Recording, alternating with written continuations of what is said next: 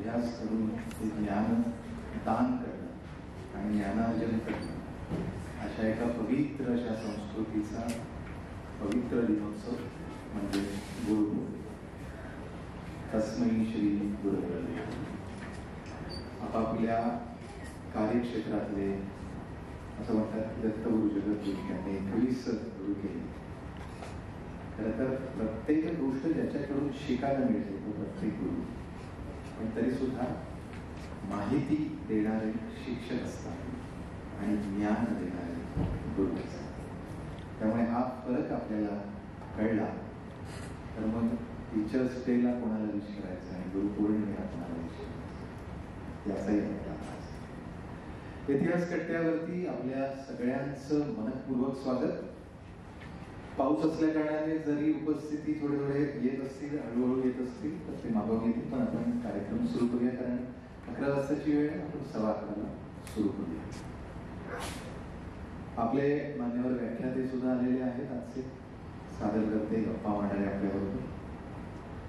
आणि गुरुपौर्णिमेसारखा पवित्र दिनोत्सव यावा आणि त्यावेळेला काहीतरी असं ऐकायला मिळावं ज्याच्याने ऊर्जा मिळाली. इतिहास कट्टा जवळजवळ 2 वर्ष आता पूर्ण करेल आणि एका चांगल्या अशा सांस्कृतिक कार्यामधल्या समाजातल्या इतिहासाची, भूमीच्या मातीच्या इतिहासाची समाजामध्ये होणारी चर्चा या निमित्ताने सातत्याने एक साधारणपणे 50-100 लोक सतत दर महिन्याला जमतात आणि ते वेगवेगळ्या इतिहासकारांशी गप्पा मारतात, त्यांच्याकडून माहिती घेतात. या एका चांगल्या अशा विचाराने सुरू केलेला कट्टा बोरली सांस्कृतिक केंद्र आणि इतिहास संकलन समिती, कोकण प्रांत, बोरी विभाग. आज ज्या वेळेला 2 वर्ष आपण पूर्ण करू आता 1-2 टप्प्यात, त्यावेळेला आनंद यासाठी होतो कारण आपण सगळ्यांनी हा कट्टा चालवून यशस्वी केला. हे किती वर्ष चालेल आणि किती मोठ्या प्रमाणे याची व्याप्ती होईल हे सगळं लोक ठरवतील, पण एक चांगल्या मार्गावर आपण चाललेलो आणि याचं समाधान आता थोडं मागेवरून पाहता होत आहे. या सर्वांकरता तुमचं सर्वांचं मनपूर्वक अभिनंदन आणि मनपूर्वक आभार. मित्रांनो, पुढे इतिहास कट्टा, स्वागत या सगळ्या गोष्टी आपण करणार आहोत, पण आमचे जे सहोदर सख्खे भाऊ बोरिवली सांस्कृतिक केंद्र सुनील गणपुलेजी आहेत, संजीव राणे आहेत, मी गणपुले साहेबांना विनंती करतो त्यांना एक छान असं प्रोजेक्टवरचं अनाउन्समेंट करायचे आणि केंद्राच्या उपक्रमाबद्दल ते आधी झाल्यानंतर आपण पुढे जाऊ. धन्यवाद अभिप्रायजी. माननीय अर्थमंत्री 23 तारखेला अर्थसंकल्प सादर करणार आहेत आणि दरवर्षीप्रमाणे बोरिवली सांस्कृतिक केंद्र आणि फोरम ऑफ एंटरप्राइज यांच्या संयुक्त उद्यमाने त्याच्यावरची चर्चा आयोजित केलेली आहे. ती चर्चा बुधवारी संध्याकाळी 5 वाजता आणि त्याचं व्हर्च्युअल आहे. ती मीटिंग उपस्थितीची गरज नाही, परंतु तुम्हाला सगळ्यांना ती लिंक आम्ही पाठवू, त्याच्याप्रमाणे तुम्ही तिथं रजिस्टर करून उपस्थित राहू शकता. त्यांचे जे अतिशय चांगले असे वक्ते आहेत, अतिशय अनालिसिस करणारे आहेत, HP नानीना जे सुप्रीम कोर्टाचे वकील पण आहेत आणि त्यांचा अभ्यास खूप दांडगा आहे, ते स्वतः याच्यावरती विश्लेषणात्मक व्याख्यान देणार आहेत. आणि ही जी संस्था आहे ज्याच्याशी बोरिवली सांस्कृतिक केंद्राचा संबंध गेले जवळपास 20 वर्ष आहे, ती संस्था फोरम ऑफ एंटरप्राइज, ज्या नानी पालखीवालांचे जे बजेट स्पीचेस होते, ज्याला कमीत कमी 1,00,000 ते 1,25,000 लोक प्रेमाउंट स्टेडियमवर जमायचे, त्या संस्थेच्या बरोबर बोरिवली सांस्कृतिक केंद्राचं असोसिएशन आहे. तर आपण सर्वांनी जरूर या व्हर्च्युअल मीटिंगला उपस्थित राहावं अशी मी आपल्या सर्वांना विनंती करतो. भारतीय इतिहास संकलन समिती, कोकण प्रांत, बोरिवली विभाग, इतिहासावरती काम करणारी संघटना, प्रांतीय इतिहास आणि त्याचा प्रचार प्रसार या संघटनात्मक कामाचं सुद्धा मोठं स्वरूप आहे. आणि मला तुम्हाला सांगायला आवडेल की आपण या ऑगस्ट महिन्यामध्ये साठे महाविद्यालयामध्ये आपण अहिल्याबाई होळकर यांच्या जन्मशताब्दीनिमित्त आपण दिवसभर इतिहासाचं सेमिनार घ्या.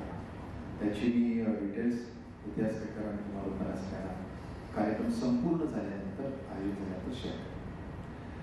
आपल्याकडे आपण इतिहास कट्ट्याचे सभासद इतिहास समितीचं सभासदत्व घ्यावं यासाठी सभासदाचे फॉर्म असतात.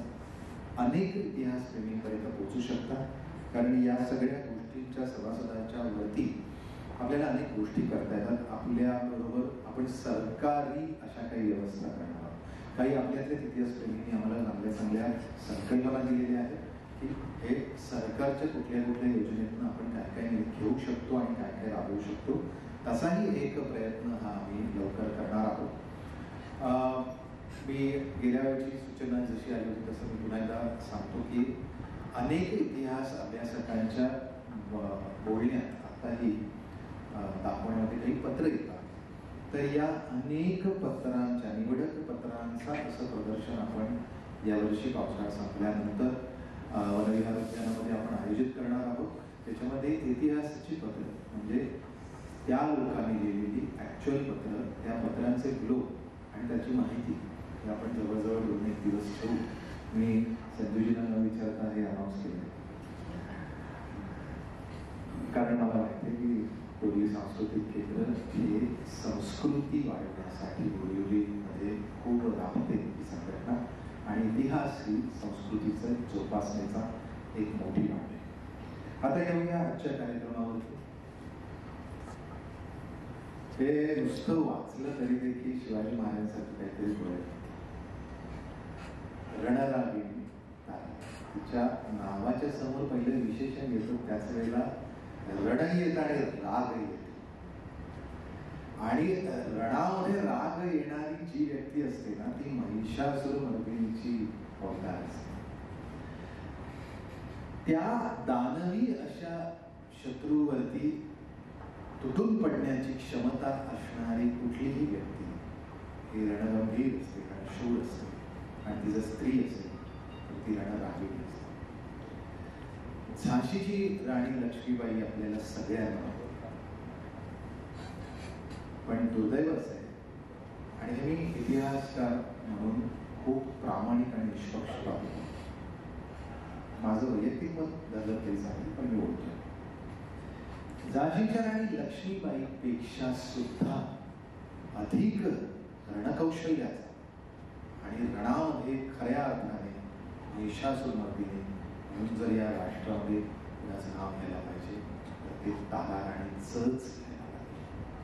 याचं कारण असं आहे की झाशीच्या राणीचे झाशी ही मेरी झाशी, परंतु तारा राणीच्या वाक्यात येतं ही स्वामींचे राज्य. फरक आहे. स्वामींचे राज्य जे आहे ते स्वराज्य श्रींच आहे. ते वाचवण्यासाठी रणात उतरणार आणि औरंगजेबाचा सामना आणि ब्रिटिशांच्या विरोधात राणी झाली. पराक्रम तोच आहे, पण दोन्ही याच्यामध्ये इतिहासाच्या भूमिका आहेत आणि त्या भिन्नतेमध्ये आणि लक्ष्मीबाई पेक्षाही एक पाऊल सरस हे ताराराणींचं पडतं. अर्थात ताराराणींच्या आयुष्याचा पट जो आहे त्याच्यात जी चढउतार आहे तितके वरती आणि इतके खाली आहेत, त्यामुळे कदाचित आपल्याला ते व्यक्तित्व समजून घ्यायला थोडा अडचणीचं होतं किंवा आपण कमी करतो. पण ते सोपं करण्यासाठी आज आपल्याकडे आलेले आहेत यशोधन जोशी. आणि मला सगळ्यात सांगायची गोष्ट की इतिहास कट्ट्यावरती पहिलं मुंबईच्या बाहेरचं पाऊल आहे. आतापर्यंत आपले जे अभ्यासक आले ते सगळे मुंबई आणि परिसरातले होते, पण पुण्यापासून तो आलाय कारण पुण्यात वास्तव्य आहे. पण आज तारा राणींचं सांगायला करवीर साम्राज्याची राणी आहे आणि कोल्हापूर हे त्यांचं संस्थांची, कोल्हापूर राज्याची गादीची ती निर्मिती. कोल्हापूरचं पाणी आपल्या समोर आहे आणि कोल्हापूरच्या मातीतून यशोधन आलेला आहे तारा राणीवरती, तारा राणीवर बोलायला. आणि त्याचा आता ज्यावेळेला शब्दोच्चार चालू होतील भाषा त्यावेळेला कळेल की ते काळ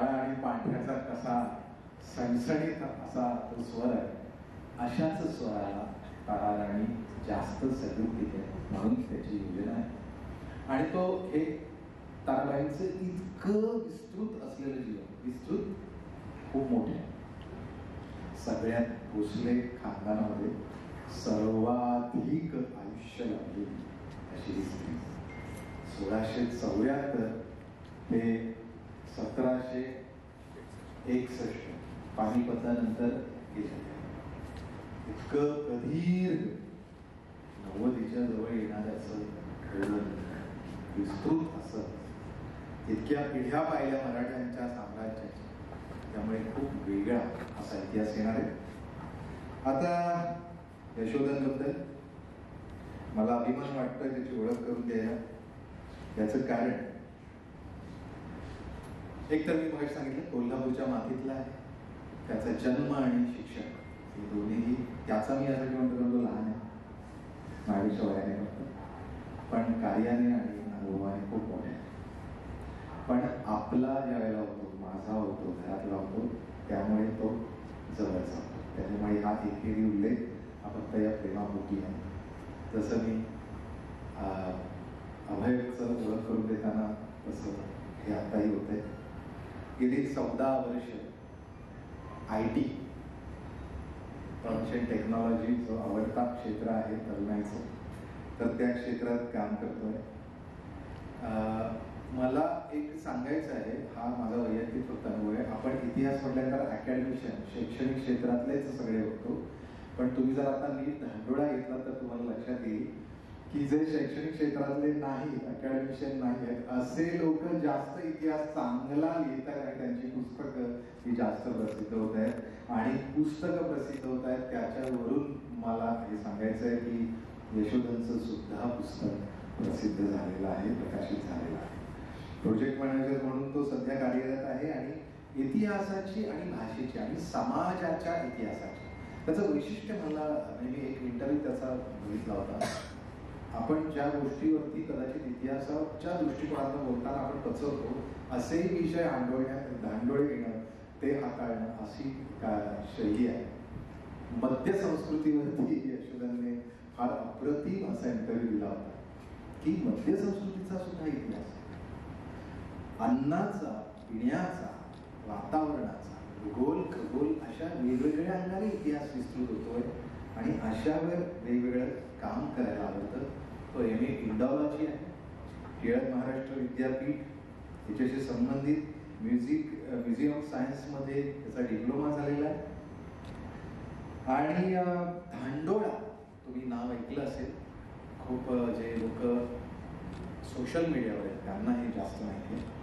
धांडोळा हा लोकप्रिय मराठी ब्लॉग आहे आणि या ब्लॉगचे जे लेखक आहेत त्यातला यशोधन जोशी हा सहलेखक आहे. आणि तुम्ही बघितलं तर धांडोळ्याच्या ब्लॉगवरती इतकं वैविध्य असतं की त्याचा इतिहास आणि त्याच्याबद्दलचं त्यांचं विश्लेषण हे खूप सुंदर असतं.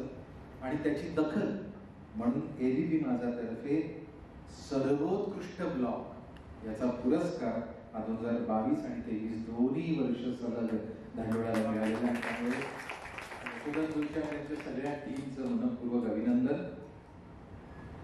बाकी विपुल लेखन आहे सतत. मी म्हणजे काल आता गप्पा मारत होतो त्यावेळेला त्याला विचारलं कितीतरी गोष्टी आता वेगळ्या त्याच्यावर होत आहेत, लिहित आहेत.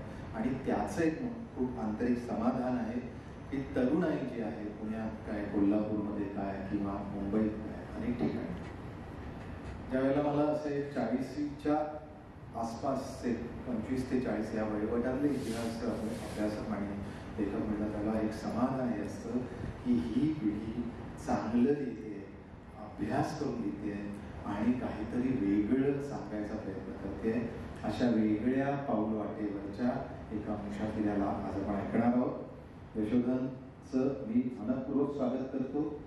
तन्नाजी असते तर तन्नाजीने हे सगळं केलं असतं, माझ्यावर आज जबाबदारी आहे. कारण थोडंसं अशी एक चिंतेची बाब अशी होती की तन्नाजी थोडंसं वय पण आहे, त्यामुळे तो कधी कधी क्वचित प्रसंगी तो जातो. तन्नाजी घरात जरा पडले त्यामुळे थोडी दुखापत त्यांना झालेली आहे, त्यामुळे ते आज येऊ शकले नाहीत. पण त्यांच्या वतीने तुमच्याबरोबर ते म्हणजे मला खात्री आहे, किंवा त्याने सांगायची गरज नाही की इथे आपण आहोत, पण तन्नाजी मनाने इथेच असणार आहेत, कारण ते इतिहास कट्टा म्हटल्यानंतर ते असं आत्म्याने त्यांचा संबंध असायचो आणि तीच त्यांची ऊर्जा आहे.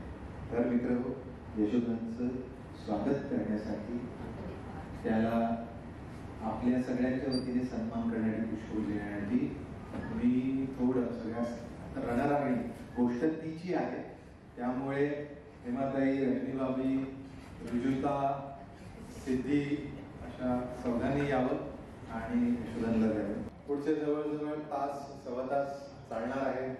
एका रणरागिणीचं आयुष्य आपल्या समोर उलगडणार आहे.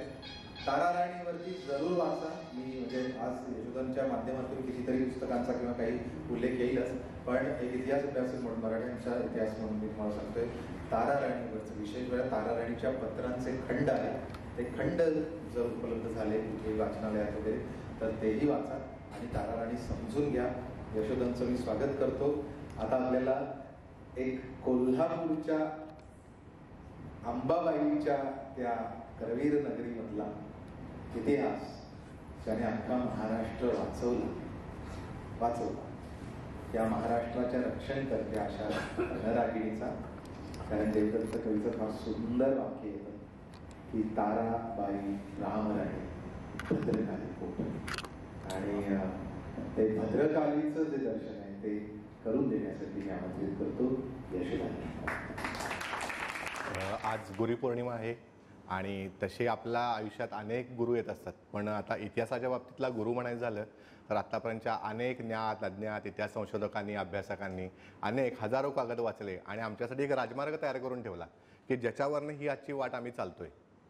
त्या वाटेस त्यांनी हे सगळं आमच्याशिवाय काम करून ठेवलं नसतं तर आम्हाला नसतं झालं एवढा सगळा स्वतः शोधून अभ्यास करणं. म्हणजे समोर तुमच्या बसून मी हे व्याख्यान देतो कारण त्यांनी माझ्या आधी 50-100 वर्ष हजारो कागद वाचून माझ्यासाठी माहिती तयार करून ठेवलेली आहे. तर त्या सगळ्या गुरुजनांचे, ज्ञात अज्ञात इतिहास संशोधकांचे, अभ्यासकांचे मनापासून गुरुरूपी मानून आभार. त्याशिवाय मगाशी रविदादा म्हणाले, आता हा थोडा आपल्यातला कल्चरल फरक आहे. कोल्हापुरात कुठल्याही माणसाला रविदा आहे ते आम्ही आमचे हे आहे, आमच्याकडे जी हा शब्द शक्यतो येत नाही लोकांसाठी. त्यामुळं अगदी घरगुती संबंध किंवा प्रेमाचे संबंध दाखवण्यासाठी दादा ताई हेच आमच्याकडे अजून विशेषण आहेत. त्यामुळे रविदा जसं म्हणाले तसं की मी पहिलाच बाहेरचा माणूस आहे आणि मला आनंद असा वाटला की ताराणीसारख्या आपल्या मातीतल्या किंवा आपल्या मातीत जिने इतके वर्ष राज्य केलं तिची माहिती सांगायला आपल्याला संधी मिळावी. त्यामुळे मी या संधीला लगेच होय म्हणालो आणि इथं तुमच्या पुढे मी उभा आहे. त्याशिवाय अजून एक महत्त्वाची गोष्ट म्हणजे पूर्वी म्हणायचे की श्रोता सहस्रेषु आणि वक्ता दश सहस्रेषु, पण आता उलटं झालेलं आहे. वक्ता सहस्रेषु झालं आहे आणि श्रोता दशसहस्रेषु झालेलं आहे. त्यामुळं तुम्ही एवढे सगळे म्हणजे मराठ्यांना सवय, आपल्या लोकांना सवय आसमानी सुलतानी झेलून कुठेही जाऊन पोचायची. त्यामुळे तुम्ही एवढ्या सगळ्या आसमानी सुलतानी सुद्धा येऊन पोचला त्याच्याबद्दल तुमचे मनापासून आभार. त्यामुळं ते नानासाहेब पेशवे म्हणत असं की आम्ही गनिम लोक शिवाजी महाराजांचे शिष्य आहोत. तसं आपण कुठल्याही ह्याची तमा न बाळगता आपण आपल्या कामाच्या ठिकाणी पोचतोच. त्यामुळे आता आपण चालू करूया. आता रविदाने मगाशी चालू करताना सांगितलं की मराठेशाहीत अनेक उत्तम कर्तबगार, म्हणजे ज्याला शुद्ध मराठी भाषेत कर्तबगारपेक्षा कर्ते पुरुष असं म्हणलेलं आहे. महाराष्ट्र गीतात सुद्धा कर्त्यांच्या देश असं महाराष्ट्राला म्हटलेलं आहे. असे अनेक कर्ते पुरुष महाराष्ट्रात होऊन गेले ज्यांना त्यांचं आयुष्य फार अल्पायुषी ठरले. म्हणजे अगदी शिवाजी महाराज असोत, संभाजी महाराज, राजाराम महाराज, तुम्ही नावं घेत चला आणि प्रत्येक जो कर्तबगार माणूस आहे त्याचं आयुष्य फार छोटं आहे आपल्याला दिसतंय. म्हणजे मराठा इतिहासातले अनेक लोक अल्पायुषीच आहेत. त्यामुळे मराठांची जी हानी होती आहे ना ती प्रचंड होती. पण दुसरं वैशिष्ट्य असं पण आहे की त्या क्षणाला त्याची जागा घेणारा दुसरा माणूस आपल्याकडे तयार होतोय किंवा आपल्याला नेती ती मराठ्यांना ती वाटचाल करायला लावता थांबू देत नाही की तुम्हाला वाट चालायची आहे, तुम्हाला पुढे जायचं आहे. त्यामुळं एक मात्र मराठा इतिहासात व्यक्ती अशी आहे की जिला प्रचंड मोठं आयुष्य लाभलं आहे. म्हणजे जिनं शिवाजी महाराजांच्या राज्याभिषेकाच्या आसपास जन्म आहे आणि पानिपतापर्यंत सगळा इतिहास बघितलेला आहे.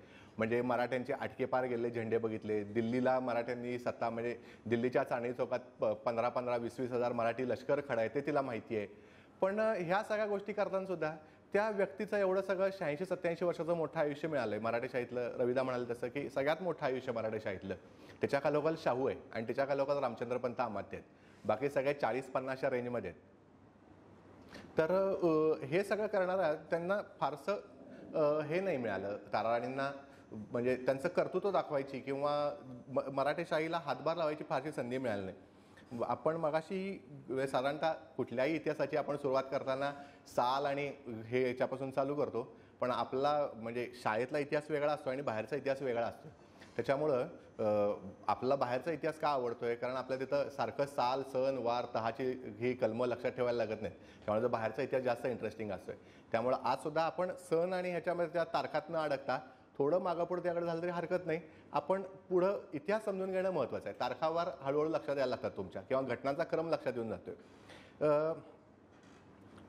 आता एक मराठ्यांचं आपण स्वातंत्र्य युद्ध आपण म्हणतो, रणरागिणी महाराज ह्यानं जे हे मिळवलंय, ताराणीनं बिरुद आपल्याला मागं मिळवलंय, ते आहे मराठ्यांचं स्वातंत्र्य युद्ध. त्या काळाला म्हणतात.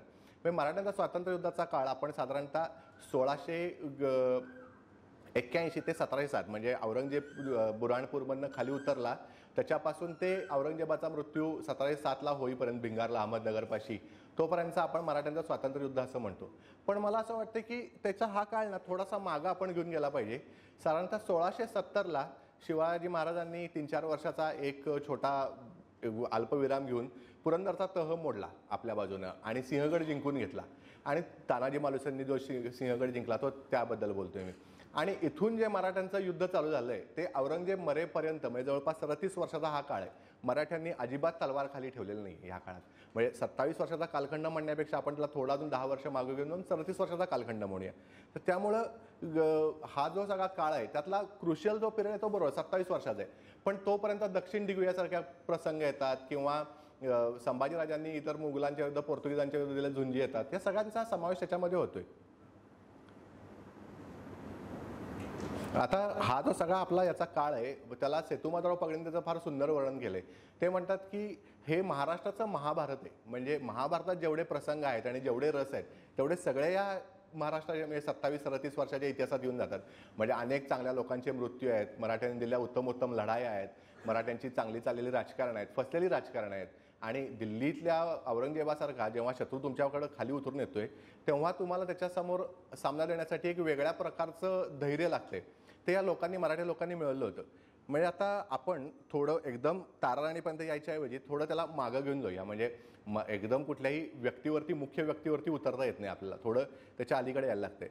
म्हणजे आता तुमच्या लक्षात असेल, तुम्ही आता सगळेच चांगले वाचणारे आहे, तुमचे अनेकांचे अभ्यास चांगले आहेत, तर शिवाजी महाराजांच्या चरित्रात एक प्रसंग आहे की शिमग्याचा पोस्ट मागायला जाऊन त्यांनी आपल्या एका मामालाच कैदेत टाकलं. आहे कोणाच्या लक्षात तो प्रसंग? बघा आठवून एकदा. नाही आठवत. शिवाजी महाराजांचे मामा संभाजी मोहिते सुप्याची गडीतला शिवाजी महाराज गेले आणि म्हणाले की शिमग्याचा पोस्त द्या. पोस्त म्हणजे सणावाराला किंवा अशा मोठ्या सणांना मराठ्यांच्यात पद्धत होती की मोठ्या माणसाच्याकडनं काही असे, म्हणजे आपण लहान पोरांच्या हातात कसे पैसे ठेवतो तसं पैसे खर्चाला मागून घ्यायचे. म्हणजे आज सुद्धा आपण दिवाळीला जे पोस्टमन वगैरे लोकांना देतो त्याला पोस्तच म्हणतात. हा शब्द मराठी शाळेतला आहे, पोस्त मागणे. हे मागायला गेले आणि संभाजी मोहितेंना अटक केलं. आणि संभाजी मोहितेंना अटक करून सुप्याची गडी आपल्याकडे, म्हणजे सुपे प्रांत जो होता तो आपल्या ताब्यात घेतला. आता हे संभाजी मोहिते जे आहेत ते खुद्द शहाजी महाराजांचे मेव्हणे आहेत. त्यांची बहीण तुकाबाई म्हणजे शहाजी महाराजांची दुसरी बायको आहे, म्हणजे व्यंकोजीराजांची आई आहे ही. आणि त्यांना शिवाजी महाराजांनी अटक केली आणि ती गडी आपल्या ताब्यात घेतली. त्यांचा मुलगा आहे हंबीरराव मोहिते आणि हंबीरराव मोहित्यांची मुलगी आहे ताराराणी. म्हणजे हंबीरराव मोहिते आणि भोसले घराणं म्हणजे छत्रपती यांचं 3-4 पिढ्यांचं नातं आहे. म्हणजे हंबीररावांची बहीण जी आहे सोयराबाई ती शिवाजी महाराजांची बायको आहे. मुलगी जी आहे ती राजाराम महाराजांची बायको आहे. दुसरी एक बहीण आहे ती व्यंकोजीराजांची बायको आहे. आत्या आहे ती शहाजी महाराजांची बायको आहे. म्हणजे 3-4 पिढ्यांचं हे सगळे अगदी जवळचे नातेवाईक आहेत एकमेकांची. त्यामुळं ह्यांचं म्हणजे तरीसुद्धा आपण म्हणतो की हंबीरराव मोहित्यांना त्या सगळ्या ह्याच्यातनं पद मिळालं नाही. जे पद मिळालं ते की त्याच्या आधी हंबीरराव मोहित्यांच्या आधी कोण होतं सेनापती, कोणाला सांगता येईल? प्रतापराव गुजर होते. एक्झॅक्टली, प्रतापराव गुजर होते. प्रतापराव गुजरांचं आपल्याला ते बहलोलकरांच्या स्वारीचा प्रसंग माहिती आहे की शिवाजी महाराजांनी त्यांना तुम्ही सल्ला काय कारणे केला, म्हणजे तुम्ही मला न विचारता तुम्ही परस्पर तहाच्या वाटाघाटी कशा केल्या असं म्हणून त्यांना सांगितलं की जोपर्यंत तुम्ही बहलोलखानास गर्दीस मिळवत नाही तोपर्यंत मला तोंड दाखवू नका. आणि मग ते नेसरीपाशी, म्हणजे जे माझं जन्मगाव आहे, म्हणजे आमच्या पूर्वजांचं मूळ गाव आहे आजारा, त्याच्यापाशीच ही लढाई झाली आहे नेसरीची. आणि तिथं ह्याचे आपले जे आहेत प्रतापराव गुजर ते तिथं लढाईत मारले गेले आहेत. आणि मग त्याच्यानंतर हंबीरराव मोहिते हे तिथं बहलोल खानाला मागं रेटून आणि सगळी फौज घेऊन वगैरे रायगडावर पुन्हा दाखल झालेले आहेत. मग इथं आपल्याकडं शिवाजी महाराजांनी सुद्धा म्हटलं की प्रतापराव गुजरांनी जे केलं ते शिपाईगिरी केली, सरदारकी किंवा हे नाही केलं. म्हणजे मुत्सद्दीपणा दाखवून जर तुम्ही शत्रू कोणलाय तर मुत्सद्दीपणा दाखवून त्याकडनं पुरतं सगळं वसूल करायला पाहिजे होतं, फक्त शिपाईगिरी केली. इथं हंबीरराव मोहितेंचा हा गुण दिसून येतोय की त्यांनी उत्तम बहलोल खानाला रेटून आपलं सैन्य आणि सगळा सरंजाम वाचवून शिवाजी महाराजांच्याकडे परत घेऊन आले. आणि इथनं मग त्यानंतर हा रायगडाच्या म्हणजे तेव्हा हे आपलं 5-6 महिन्याचा फक्त फरक आहे. राज्याभिषेक व्हायच्या अगदी दिवस जवळ आलेत आणि मग त्यावेळी सेनापती पद तुम्ही रिकामं ठेवू शकत नाही. मग त्यामुळं हंबीरराव मोहित्यांनी त्यावेळेला सेनापती केलं गेलं. त्यांचं मूळ नाव हंसाजी मोहिते आहे. अनेक ठिकाणी त्याच्यावर सुद्धा कन्फ्युजन आहे की हंसाजी हे मूळ नाव नसून हंबीररावच मूळ नाव आहे. पण आपण आता जे सभासद म्हणतोय त्याप्रमाणे की हंसाजीला हंबीरराव हा किताब देऊन सेनापतीपदी स्थापन केलं. आणि मग त्यानंतर साधारणतः पुढच्या 3-4 महिन्यातच राज्याभिषेकाचा प्रसंग आहे आणि त्यावेळेला हंबीरराव मोहिते चांदीच्या कळशीत दूध भरलेलं घेऊन तिथं राज्याभिषेकाच्या ह्याच्यात हजर आहेत. आणि तिथनं जे हे झालेत ते साधारणतः 1687 पर्यंत हंबीरराव मोहिते हे छत्रपतींच्या सेवेत आहेत. म्हणजे त्यापुढे दक्षिणेचा दिग्विजय असो किंवा तलवारीबरोबर एक मुत्सद्दीपणा जो लागतोय सेनापतीकडं तो ह्या माणसाकडं प्रचंड आहे, संयम आहे की आपण कुठल्या प्रसंगी काय वागावं ह्याचं उत्तम उदाहरण म्हणजे हंबीरराव मोहिते आहेत. आणि एक तुम्हाला तो प्रसंग माहिती असेल की महाराज दक्षिण दिग्विजयाला गेले होते आणि त्यावेळेला व्यंकोजी राजांच्याकडे त्यांनी आपली राज्याची वाटणी मागितली की हे राज्य माझ्या वडिलांचं आहे, म्हणजे माझं पण आहे, त्यातली माझ्या जागीरातली मला वाटणी दे. तर तेव्हा थोडे वाद झाले आणि महाराज तोपर्यंत महाराष्ट्राकडे परत आले होते आणि हंबीरराव मोहिते, रघुनाथपंत हणमंते वगैरे लोक खाली थांबलेले होते अजून. तर त्यावेळेला एका रात्री व्यंकोजी राजांनी यांच्या तळावर हल्ला केला आणि हे लोक सगळे बेसावत होते. आणि बेसावत होते म्हणजे व्यंकोजीराजांच्याकडनं हल्ला होईल याची काय अपेक्षा नव्हती. त्यामुळे यांची थोडी पळापळ झाली आणि मग त्याच्यानंतर सगळ्यांनी यांनी माघार घेतली आणि व्यंकोजीराजे थोडा यांचा मुलूक गोट वगैरे लुटून परत गेले. मग आता हे सगळे लोक काही शांत बसणारे नव्हते. त्यांनी ताबडतोब रात्रीच्या रात्री आपलं सगळं सैन्य गोळा केलं, परत मजबूत फळ्या बांधल्या आणि व्यंकोजीराजांच्या हल्ला करून त्यांना पुरतं म्हणजे लष्करासकट बुडवलं असं त्यांनी महाराजांना पत्रात लिहिले. पण इथं आता छत्रपतींच्या घराण्यातला माणूस आहे किंवा त्यांचा भाऊ आहे त्याची अमर्यादा करू नये हा संयम किंवा हे जे म्हणतात ज्याला शहाणपण हे हंबीरराव मोहितेकडे येत आहे. मग ह्याच्या जागेला समजा नेताजी पालकर किंवा संताजी घोरपडे सगळे लोक असते तर त्यांनी त्यांच्या हातात बेडी घालून महाराजांच्या पुढे उभं करायला कमी केलं नसतं, कारण त्यांना तो संयम यांच्याकडे नाही आहे. पण हंबीरराव मोहिते हा भयंकर संयमी माणूस आहे. आणि मग त्याच्यानंतर तुम्हाला ते पत्र माहिती असेल पक्क की आमासी पराक्रमाचे तमाशे दाखवणे हे शिवाजी महाराजांनी त्याला पत्र लिहिलेलं आहे व्यंकोजी मोहितेंना, व्यंकोजी राजांना. आणि हंबीरराव मोहिते आणि यांना पत्र लिहिलं रघुनाथपंत हणमंतेंना की व्यंकोजी राजांनी मूलबुद्धी केली तरी तुम्ही सांभाळून घ्या, तुम्ही संयम बाळगा. पण हे पत्र पोचायच्या आधी हंबीररावांच्याकडे ते शाणपण आहे की संयम त्यांनी आधीच धरलेले. तर हे असं सगळं आहे. आणि मग त्यानंतर ह्या सगळ्या प्रसंगात हे सगळे स्वराज्यात परत आले आणि मग काही काळानंतर संभाजी महाराज जाऊन दिलेरखानाला मिळाले किंवा मोगलांना जाऊन मिळाले. हा एक महाराजांच्या शेवटच्या काळात त्यांना बसलेला धक्का आहे. मग आता त्याची कारणं ज्ञात अज्ञात अनेक आहेत, त्यात आपण न उतरता मग त्यानंतर संभाजी राजांच्या विरुद्ध सुद्धा शिवाजी महाराजांनी आज्ञा काढली की यांच्याविरुद्ध सुद्धा हत्यार धरायला कमी करू नका. हे जरी समोर आले तरी स्वराज्याच्या सीमेवर आले किंवा स्वराज्यातले किल्ले घ्यायला आले तरी तुम्ही हत्यार धरायचं सोडू नका. तर ती जी काही छोटी मोठी भूपालगडची वगैरे सारखी युद्ध झाली जिथं मराठे संभाजी महाराजांच्या विरुद्ध सुद्धा लढलेले आहेत. आणि मग साधारणतः भ्रमनिरास होऊन 1-1.5 वर्षानं संभाजीराजे परत आलेत आणि मग त्यांना रायगडावर ठेवलं आणि मग शिवाजी महाराज भेटायला गेले आणि मग दोघांच्या काही चर्चा झाल्या. आता त्यातल्या सगळ्या गोष्टी काय झाल्या त्या आता इतिहासातनं समजून घ्यायला पाहिजे. त्या बाबतीत इतिहास मुग्ध आहे. म्हणजे ज्या दिवशी इतिहास पुरुष बोलेल, पन्हाळ्यातल्या वास्तू सांगतील की हे बोलणं झालं होतं तेव्हाच आपल्याला कळेल. आज आपल्याला याविषयी काही माहिती नाही. पण त्यांना तिथंच ठेवून शिवाजी महाराज रायगडावर परत आले. राजाराम महाराजांचं लग्न झालं.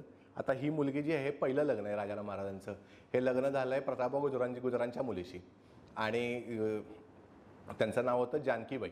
आणि ह्या सुद्धा पुढं मोगलांच्या कैदेत पडल्या आणि त्या अगदी फार वेळानं सुटल्या, म्हणजे येसुबाईंच्या वगैरे ह्या कैदेत पडलेल्या होत्या. आणि मग शिवाजी महाराज राजाराम महाराजांचं लग्न झाल्यानंतर साधारणतः एक 8-15 दिवसातच शिवाजी महाराजांचा मृत्यू झाला आहे. आणि मग त्याच्या वेळेला निराजी रावजी आणि एवढे सगळी मंडळी, बाळाजी आवजी चिटणीस ही एवढीच लोकं तेव्हा राजगडावर आहेत. बाकी सगळी लोक इकडे तिकडे मुलखात आहेत. पहिल्यांदा ही बातमी अजिबात शिवाजी महाराजांच्या निधनाची बाहेर येऊ दिलेली गेलेली नाही आहे, शत्रूला कळू दिलेली नाही आहे. आणि मग त्यानंतर मोरोपंत पिंगळे, रावजी सोमनाथ या सगळ्या लोकांनी एकत्र येऊन असं ठरवलं की राजाराम महाराजांना गादीवर बसवावं आणि त्यांच्या आज्ञेनं त्यांच्या ह्यानं आपण राज्यकारभार घ्यावा. आणि मग हे सगळं चालू झालं आणि तो पण संभाजी महाराजांना सुद्धा कळलं की हे असं आपल्याविरुद्ध कटकारस्थान चालू आहे आणि आता आपण ह्या प्रसंगात तोंड घालणं किंवा आपलं डोकं घालणं, तोंड देणं आपल्याला गरजेचं आहे. मग त्याच्या वेळेला संभाजी महाराजांनी आपल्या सगळ्या लोकांना आज्ञापत्र पाठवायला चालू केली आणि हंबीरराव मोहिते तेव्हा कराडपाशी होते. त्या सगळ्या हंबीरराव मोहित्यांना संभाजीराजांना सुद्धा फरमान आलं आणि रायगडावरून सुद्धा फरमान आलं. आता त्यावेळेला आपण पन्हाळ्याला जावं आणि संभाजीराजांना अटक करावी किंवा त्यांचा बंदोबस्त करावा म्हणून ही सगळी मोरोपंत पिंगळे, आनाजी दत्तो वगैरे सगळी मंडळी रायगडावरून निघाली आणि कराडपाशी येऊन हंबीरराव मोहितेंना भेटले आणि त्यांना असं वाटलं होतं की सेनापती आपल्या बाजूचे आहेत. कारण हंबीरराव मोहितेंनी त्यांच्या याला पत्राला मोघमच उत्तर दिलं होतं की होय. त्यामुळे त्यांना असं वाटलं की सेनापती आपल्या बाजूचे आहेत. पण तसं न होता तिथं आल्यानंतर हंबीरराव मोहितेंनी या सगळ्यांना अगदी म्हणजे कडक शब्दात झाडलं की तुमचं काय चाललं हे याच्याबद्दल आणि सगळ्यांना अटक केलं आणि थेट पन्हाळ्याला नेऊन संभाजीराजांच्या पुढे उभं केलं. मग तिथून पासून हंबीरराव मोहिते हा एक फार मोठा संभाजीराजांच्या आयुष्यातला सल्लागार, सेनापती या सगळ्या रोलमध्ये हंबीरराव मोहिते जाऊन पोहोचतात. आणि त्याच्यानंतर संभाजीराजांनी ह्या सगळ्यांना काही एका ह्याच्या गुन्ह्यापुरतं माफ केलं. हे सगळं तो सगळा प्रकार पुढचा आपल्याला माहिती आहे. मग ह्याच्यानंतर इथं विश्वासू सल्लागार झाल्यानंतर इथं एक इतिहासाला कलाटणी देणारा एक प्रसंग असतोय की हंबीरराव मोहिते सेनापतीपदी संभाजीराजांच्या सुद्धा आले आणि त्यांनी जोरदार मोहिमा वगैरे काढून 1689 बुऱ्हाणपूर लुटलं. बुऱ्हाणपूर ह्याला दक्षिणेचा दरवाजा म्हणायचे. म्हणजे बुऱ्हाणपुरातनं सगळे दक्षिणेकडे उतरायचे. मोगलांचं शेवटचं महाराष्ट्रातलं शहर होतं औरंगाबाद, मोठं शहर, जिथं दक्षिणेच्या सुब्याची राजधानी औरंगाबाद. पण दक्षिण उतरायचा रस्ता बुऱ्हाणपुरातनं. मराठ्यांनी थेट बुऱ्हाणपुरापर्यंत धडक मारली आणि लुटालूट करून परत आले. आणि त्याच वेळेचा दुसरा प्रसंग आहे तो म्हणजे राजपुत्र अकबर जो आहे औरंगजेबाचा मुलगा, तो महाराष्ट्रात संभाजीराजांच्याकडे पळून आलाय आणि त्याच्यावर काही राजपूत लोक आहेत, दुर्गादास राठोड वगैरे सगळ्यासारखे लोक आहेत. पण तो संभाजी महाराजांच्या आश्रयाला आलाय आणि त्याचं असं म्हणणं आहे की आता आपण एकत्र मिळून दिल्लीचा बादशाह बुडवावा आणि तुम्ही महाराष्ट्राला राज्य चालवा, मी दिल्लीत राहीन. हे आता ह्या राजकारणाचा औरंगजेबाला नक्की माहिती आहे की आता इथं जे प्रसंग आहे आता याला आपण स्वतः उतरायचं आहे. कारण आत्तापर्यंत जे कसं आहे विजापूर असो किंवा दिल्लीतनं असो एक एक सरदार खाली पाठवणे सैन्यासह आणि बादशाहनं दिल्लीत बसून आपण आपल्या इथं फक्त राज्यकारभार करणे असं होतं. इथं पहिल्यांदा असं झालं की औरंगजेब स्वतः खाली उतरलाय आणि औरंगजेबाचं तेव्हाचं बळ छोटं नाही आहे. म्हणजे औरंगजेब आपल्याला असं वाटतं की काला तरीच मी आणि रविदा बोलत होतो की आपण म्हणतो की औरंगजेब हा आशियातला सगळ्यात मोठा होता, पण नाही, जहागीर वगैरे त्याच्यापेक्षा सुद्धा मोठे होते, त्यांची उत्पन्न ह्याच्यापेक्षा जास्त होती. पण तरीसुद्धा 22 सुभे आणि 5 कोटी रुपयाचं उत्पन्न आहे औरंगजेबाचं आणि जवळपास 4-4.5-5 लाखाचं सैन्य आहे औरंगजेबाकडं. हे सगळं घेऊन जेव्हा तो खाली उतरतोय तेव्हा हा खरंच बिकट बाका प्रसंग आहे. आणि मग सगळ्यात पहिला तेव्हा जो खाली आला तेव्हा त्यांना सगळ्यात पहिला याला माहिती होतं की शिवाजी महाराजांनी एक धोरण ठेवलं होतं की दक्षिणीयांची पातशाही दक्षिणीयांच्या हाती राहावी. म्हणजे प्रसंग तसा बिकट आला तर आमचे बरेच संबंध असतील, पण वरून कोण दिल्लीकडून कोण आलं तर आम्ही एकत्र येऊन त्याच्याशी भांडू. म्हणजे म्हणून म्हटलेलं आहे की दक्षिणीयांची पातशाही दक्षिणीयांच्या हाती राहावी. म्हणून ह्या सगळ्यांचे एकमेकात अंतर्गत करार मदार होते की आपण एकमेकांच्या मदत करू, युद्धप्रसंगी एकमेकांना सहाय्य करू. त्याप्रमाणे सगळ्यात पहिल्यांदा विजापूरवर हल्ला झाला. विजापूरच्या मतीला मराठे गेले, कुतुबशहाचे सैनिक आले. पण तरीसुद्धा औरंगजेबाच्या ताकदीपुढे हे कमी पडले नाहीत. कारण ह्यांच्याकडं विजापूर असो किंवा कुतुबशहाकडं असो यांच्याकडं दरबारी गट तट, त्याच्यानंतर आपल्याला काय मिळतं हे फायदे उठवायची सदैव सगळ्यांच्या सुप्त इच्छा, याच्यातून या राजकारणातून विजापूर आणि भागानगर या दोन्ही महाराष्ट्रातल्या जुन्या शाळा नष्ट झाल्या. आता फक्त मराठी, की आता मराठ्यांना इथं आता कुठेही म्हणजे त्यांना आसरा किंवा असा आश्रय असं काही उरलेलं नाही आहे की ज्यांच्यावर आपण लढावं आणि समोर लढा द्यायला औरंगजेब आहे. आणि मग इथून मराठ्यांची जी सत्तेचं किंवा युद्धाच्या आपलं स्वराज्य राखणे याचे जे सगळं चालू होतंय ते इथून चालू होतात. म्हणजे संभाजीराजांनी आटोकाट प्रयत्न केला, पण सगळ्या बाजून जेव्हा तुमच्यावर हल्ले चालू असतात, पोर्तुगीजांच्या विरुद्ध सुद्धा लढतायत, मुघलांच्या विरुद्ध सुद्धा लढतायत, सगळ्या बाजूने स्वराज्याचे तुकडे पडतायत, तर मग त्यावेळेला असं होता शेवटी संगमेश्वरला संभाजीराजे पकडले गेले आणि त्यानंतर राजाराम महाराजांना गादीवर आणलं गेलं आणि अगदी काय म्हणतात त्याला हुतात्मा पद त्यांना प्राप्त झालं. म्हणजे मराठ्यांच्या इतिहासात संभाजीराजे ध्रुवतारा आहेत की ज्यांनी आपल्या स्वराज्यासाठी जीव दिला, असा हा ध्रुवतारा आहे मराठ्यांच्या इतिहासातला संभाजीराजे हा.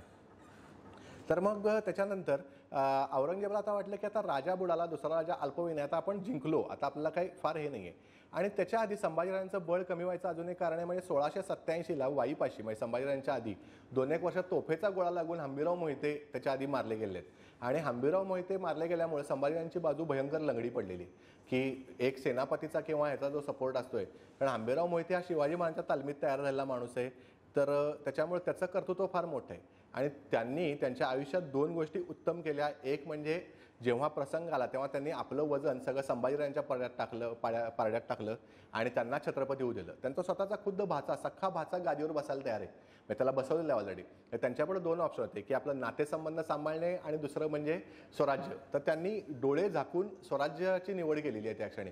म्हणजे आपल्यासारखे लोक असेल आपण नक्की म्हटलं असं सख्ख्या बहिणीचा मुलगा आहे, जर तो छत्रपती झाला तर माझे फायदे जास्त आहेत, त्याला छत्रपती होऊ द्या. पण त्यांनी डोळे झाकून स्वराज्य निवडलं. आणि ह्याचं दुसरं कारण फायदा असा आहे ह्याचा की त्याच काळात जी मराठ्यांच्यात यादी झाली असती, म्हणजे 2 तट तेव्हाच पडले असते, संभाजी महाराज आणि राजाराम महाराज उर्फ सगळे पंतप्रधान म्हणजे प्रधानमंडळ, हे सगळे तट पडले असते, हे तेव्हाच पडले असते. यांची आपापसातच युद्ध झाली असती आणि यातनं परकीयांचा फायदा झाला असता. म्हणजे पोर्तुगीज, मुघल हे सगळे टपून बसले होते, यांच्या युद्धात हा फायदा झाला असता आणि मराठ्यांचं रक्त सांडलं असतं. हे हंबीररावांनी थांबवलं.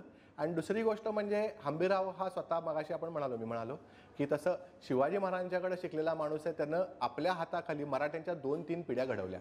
म्हणजे संताजी धनाजी असू देत, रूपाजी मोरे, मानाजी हे वगैरे असे लोक असू देत, त्यानं 2-3 पिढ्या घडवल्या. आणि ह्या सगळ्या पुढच्या 2-3 पिढ्या आहेत ना, त्यांनी महाराष्ट्राचं पुढं हे केली. म्हणजे त्यांनी हे म्हणजे पुढं जे मराठ्यांनी आपलं स्वराज्य वाचवलं, ही हंबीरराव मोहितेंनी दिलेली एक प्रकारची गुरुदक्षिणा आहे. गनिमी कावा हे जे मराठ्यांचं हे होतं, त्याच्यामधला हंबीरराव मोहिते हा अतिशय म्हणजे तरबेज माणूस मानला जायचा. त्यामुळं हे जे माप आहे त्यांनी मराठीशाहीचा पदरात टाकले. आता आपण ताराणींचं मूळ नाव जे आहे ते ॲक्च्युली काय आहे ते कळत नाही, पण लग्न झालं तेव्हा त्यांचं नाव सीताबाई ठेवलं होतं. सीताबाई ठेवलं होतं त्याचं कारण म्हणजे राजाराम आणि सीता असं ह्या राम सीता ह्याच्याप्रमाणे ठेवलं. पण मग ताराणी नाव का पडलं, तर ती तारकेप्रमाणे देखणी आहे, एखाद्या ताऱ्याप्रमाणे देखणी आहे म्हणून ताराऊ म्हणायला लागले किंवा ताराबाई साहेब म्हणायला लागले. त्यामुळे त्याचं नाव ते ताराराणी पडलं. आणि पुढच्या काळात जिकडं तिकडं सगळं येतंय की त्यांची नावं फक्त ताराराणी म्हणूनच येतात. आता आपण मगाशी म्हणालो की 1689 नंतर काही काळात असं झालं की रायगडाला वेढा पडणार हे सगळ्यांना कळलेलं होतं. मग आता त्यावेळी शिवाजी म्हणजे खरं म्हणजे संभाजी महाराजांच्या मुलाचं नाव शिवाजीच ठेवलं होतं, पण नंतर ते शिवाजी हा म्हणजे औरंगजेबाने त्यांना पकडून त्यांचं नाव बदललं, त्याच्यामुळे त्यांचं नाव शाहू झालं. नंतर मूळ नाव त्यांचं शिवाजी आहे कागदोपत्री. पण मग त्याच्यावेळी त्यांना गादीवर बसवायच्या ऐवजी राजाराम महाराजांना गादीवर बसवावं, त्यांनी बाहेर फिरतं लावून शत्रूशी लढावं आणि त्याच्यानंतर जसं आहे तसं राज्य चालवावं आणि अगदी प्रसंग पडला तर जिंजीपर्यंत जावं, अशी मराठ्यांची रणनीती होती. त्यामुळं त्यांचं मंचकारोहण झालं. म्हणजे अगदी एक छोटा मंचकारोहण म्हणजे असा राज्याभिषेकाचा समारंभ वगैरे काही झालेला नाही आहे. गडबडीत त्यांच्या हातात सगळे कारभार दिले गेले आणि त्यांना ताबडतोब पन्हाळ्यावरून तुम्ही रायगडावरून निघून प्रतापगडावर गेले. प्रतापगडावर निघून विशाळगडावर गेले. पन्हाळा विशाळगडाच्या परिसरात ते जाऊन थांबले, कारण तिकडे जाऊन थांबायचं कारण म्हणजे हा प्रदेश बिकट आहे, तिथं सैन्याच्या हालचाली करणं अगदी सोपं नाही आहे. आणि पावसाळा तोंडावर आहे, म्हणजे संभाजी महाराज मार्चमध्ये पकडून मारले गेल्यानंतर हा सगळ्याचा पावसाळ्याच्या तोंडावर आहे. त्यामुळे पावसाळ्याच्या तोंडावर औरंगजेब तिकडे सैन्य घालणार नाही, या सगळ्यांना हे माहिती होतं. त्यामुळं हे सगळे लोक पन्हाळा आणि विशाळगडच्या बाजूला निघून गेले आणि तिथून निघून राजाराम महाराज हे जिंजीपर्यंत जातात. आता जिंजी जर बघितली असेल तर जिंजी हे अगदी पूर्वेचं टोक आहे. म्हणजे आज आपल्यापैकी अनेक जण पॉंडेचेरी जातात, पॉंडेचेरीच्या अगदी जवळ आहे जिंजी. पॉंडेचेरी आज आपल्याला वाटते म्हणजे हा केवढा मोठा प्रदेश आहे आणि मध्ये सगळे मुघलांचे नाके बसलेत, सगळीकडे धरपकड चालू आहे आणि हे तिकडं ह्याच्यापर्यंत जिंजीपर्यंत जाऊन पोहोचत आहेत. आता जिंजीपर्यंत पोहोचायचा प्रवास सुद्धा आहे, तो कसा केला याच्याबद्दल अजून काही शंका कुशंका आहेत की नक्की कसे गेले, जलमार्गाने गेले का काय गेले. पण त्याच्याविषयी आता इतिहासच असा आहे की आपल्याला त्यांच्याविषयी इतकं गुप्तता ठेवली गेली की आज सुद्धा आपल्याला सांगता येत नाही. आणि दुसरी अजून एक शंका अशी घेतली जाते की ताराणी हा म्हणजे आता आपल्याला आजपर्यंत असं वाटतं की मराठ्यांच्या म्हणजे आपल्या मराठी लोकांच्या इतिहासाच्या अभ्यासावरती नाटकांचा फार मोठा प्रभाव आहे, सिनेमांचा सिरियलचा सुद्धा फार मोठा प्रभाव आहे. त्यामुळं रायगडावरच्या जेव्हा जाग येते, रायगडाला जेव्हा जाग येते आपण नाटकं बघतो तेव्हा आपल्याला असं वाटतं की राजाराम महाराजांना कैदेतच ठेवलं होतं जवळपास 12-14 वर्ष किंवा 10 वर्ष संभाजीराजांनी. असं काही नव्हतं, कारण कुठला सेनापती किंवा हंबीरराव मोहितेंसारखा शहाणा माणूस कैदेतल्या युवराजाला आपली मुलगी दिली नाही देणार ना कुणी, की ज्या पुढं ज्याच्याकडे काही भविष्य नाही किंवा ज्याची आयुष्यभरच नजर काय ते जाणार आहे अशाला कोणीही आपली मुलगी देणार नाही आपलं. त्यामुळं हे इथं हा क्लॅरिफाय आपण करून टाकूया की संभाजीराजांनी राजाराम महाराजांना कैदेतच ठेवलं होतं. आणि साधारणतः त्यांचं लग्न झालं 84-85ला म्हणजे हंबीररावच्या मृत्यूच्या आधी वर्षभर. आणि त्याच्यात तोपर्यंत ताराराणी ज्या आहेत त्या रायगडावर येऊन जाऊन आहेत. कारण तेव्हाच्या सुद्धा काळात प्रथा अशी होती की लग्न साधारणतः 10व्या वर्षी व्हायचं आणि मुलगी वयात येईपर्यंत ती काय सासरी माहेरी जाऊन येऊन असायची. ती काय पूर्ण वेळ सासरी जायची नाही, सणावाराला सासरी जाणे परत येणे. त्यामुळे ताराराणींचा बराचसा काळ जो आहे तो तळबीडला म्हणजे याच्यापाशी कराडपाशीच गेलेला असणार आहे. आता दुसरी गोष्ट अशी आहे की जिंजीला राजाराम महाराज जाऊन पोहोचेपर्यंत जो प्रवास आहे तो आता आपल्याला माहिती नाही कसा आहे, पण जिंजीला राजाराम महाराज जाऊन पोहोचले 2 नोव्हेंबरला आणि 3 नोव्हेंबर 1689ला रायगड इकडे पडला. म्हणजे येसुबाईंनी आणि या सगळ्यांनी मिळून शरणागती पत्करली. म्हणजे आता भागच पडला शरणागती पत्करणं आणि कैदेत पडले. म्हणजे मजेशीर गोष्ट काल ती मी आणि रविदा म्हणत होतो की शिवाजी महाराजांच्या 2 सुना येसुबाई आणि ताराराणी. येसुबाईनं 30 वर्ष येसुबाई राणीसाहेबांनी 30 वर्ष औरंगजेबाच्या कैदेत काढली आणि ताराराणीच्या आयुष्यातला एक्झॅक्ट तेवढाच काळ नजर कैदेत म्हणजे आपल्याच मुलांच्या ह्याच्या नजर कैदेत गेलेला आहे. म्हणजे दोन्ही सुनांचं भविष्य कसं 30-30 वर्षाचे काळ नजर कैदेत आणि तुरुंगवासात गेलेत.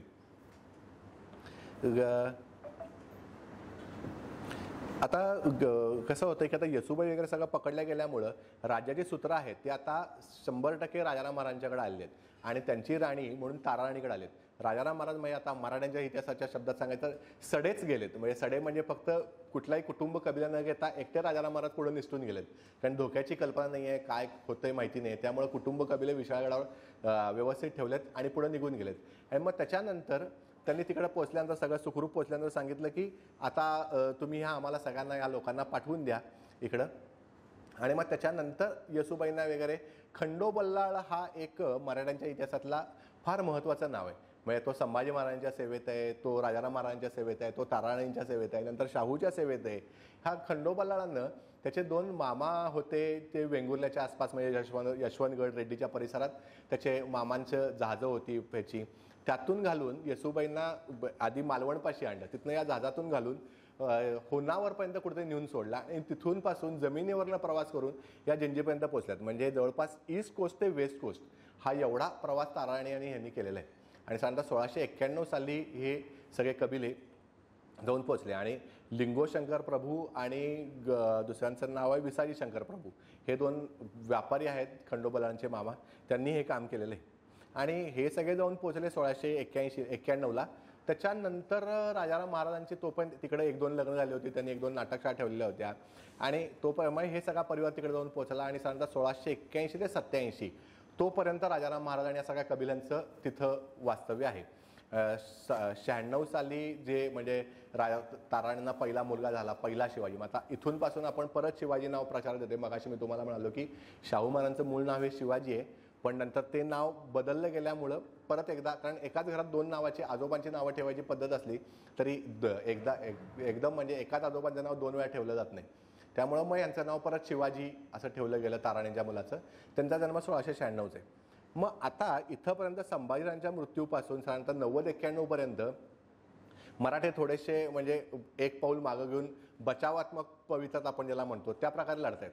पण इथं मात्र मग मराठ्यांनी जोर धरला, म्हणजे थोडासा कल बदलला आणि महाराष्ट्रात शंकराजी नारायण आहेत किंवा रामचंद्र पंत अमात्य आहेत, ह्या सगळ्या मंडळांनी महाराष्ट्रात धूमधडाका चालू केला.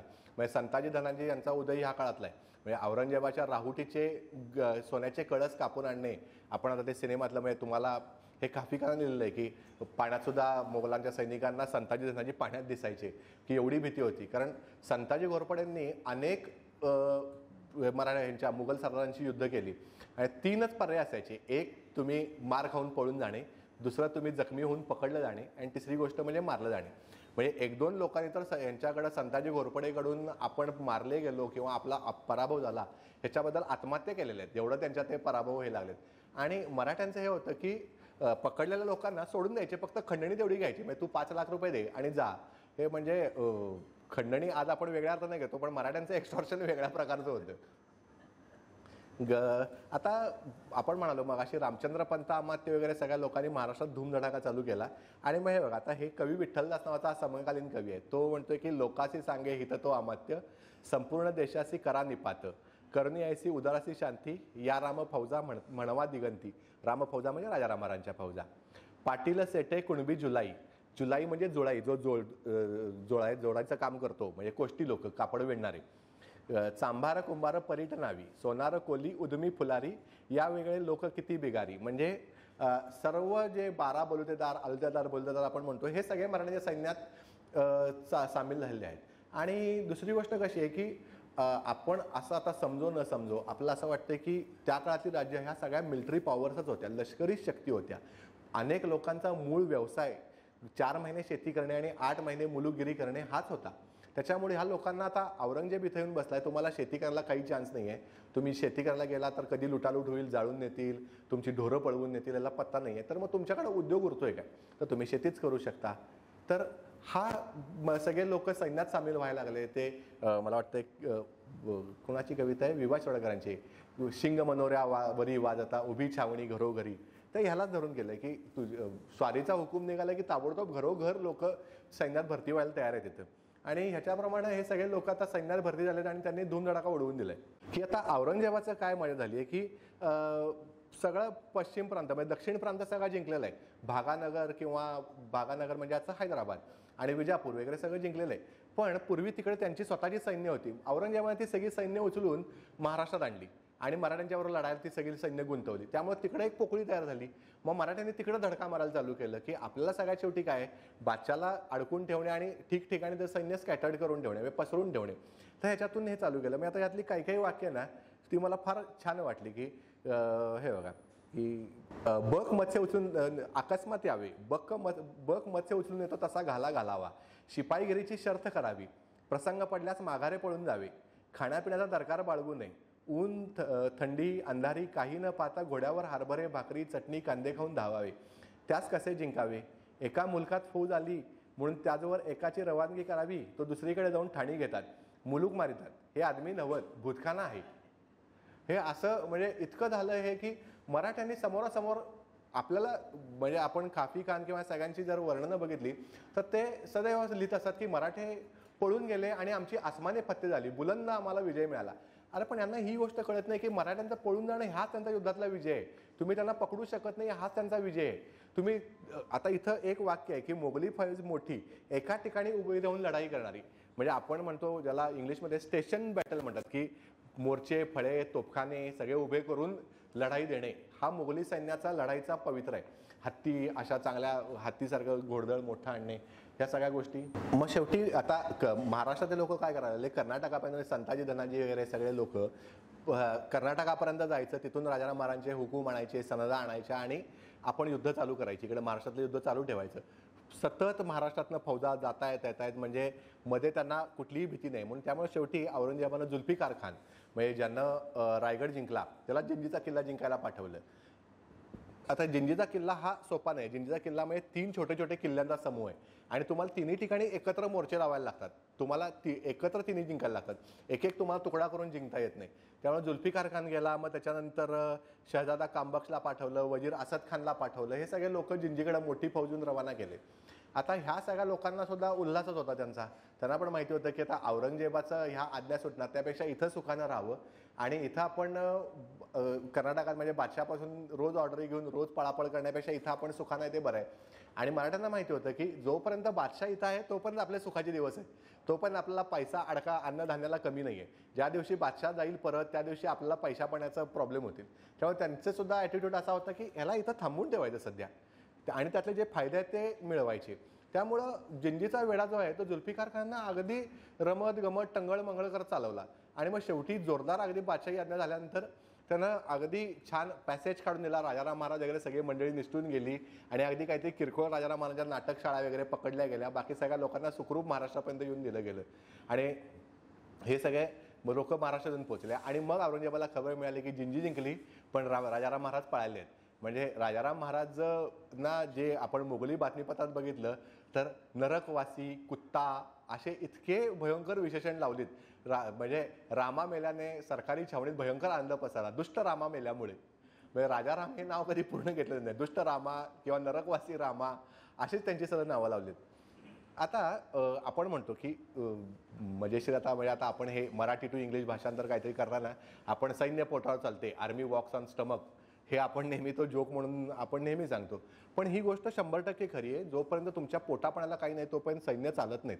आता मराठ्यांच्याकडची सैन्य कुठल्या बळावर चालत आहेत? म्हणजे त्यांच्याकडे काय आहे की सैन्य म्हणजे संताजी धनाजी इतके हे करतात, 40-50 हजाराची फौज आहे, ती चालवायला तुमच्याकडे महसूल नाही आहे.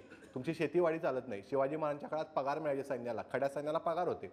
शिवाजी महाराजांच्याकडे वतन सिस्टीम नव्हती, वेतन सिस्टीम होती, त्यामुळे सगळ्यांना पगार मिळायचे. तर आता इथं काही नाही आहे. तर हे सगळं काय चाललंय तर म्हणजे आपण म्हणतो ती बोलाचीच कढी आणि बोलाचाच भात, म्हणजे फक्त शब्दावरती चाललेलं आहे. एक छान इंग्लिश सिनेमा आहे द डार्केस्ट आर नावाचा, चर्चिलवरचा आहे.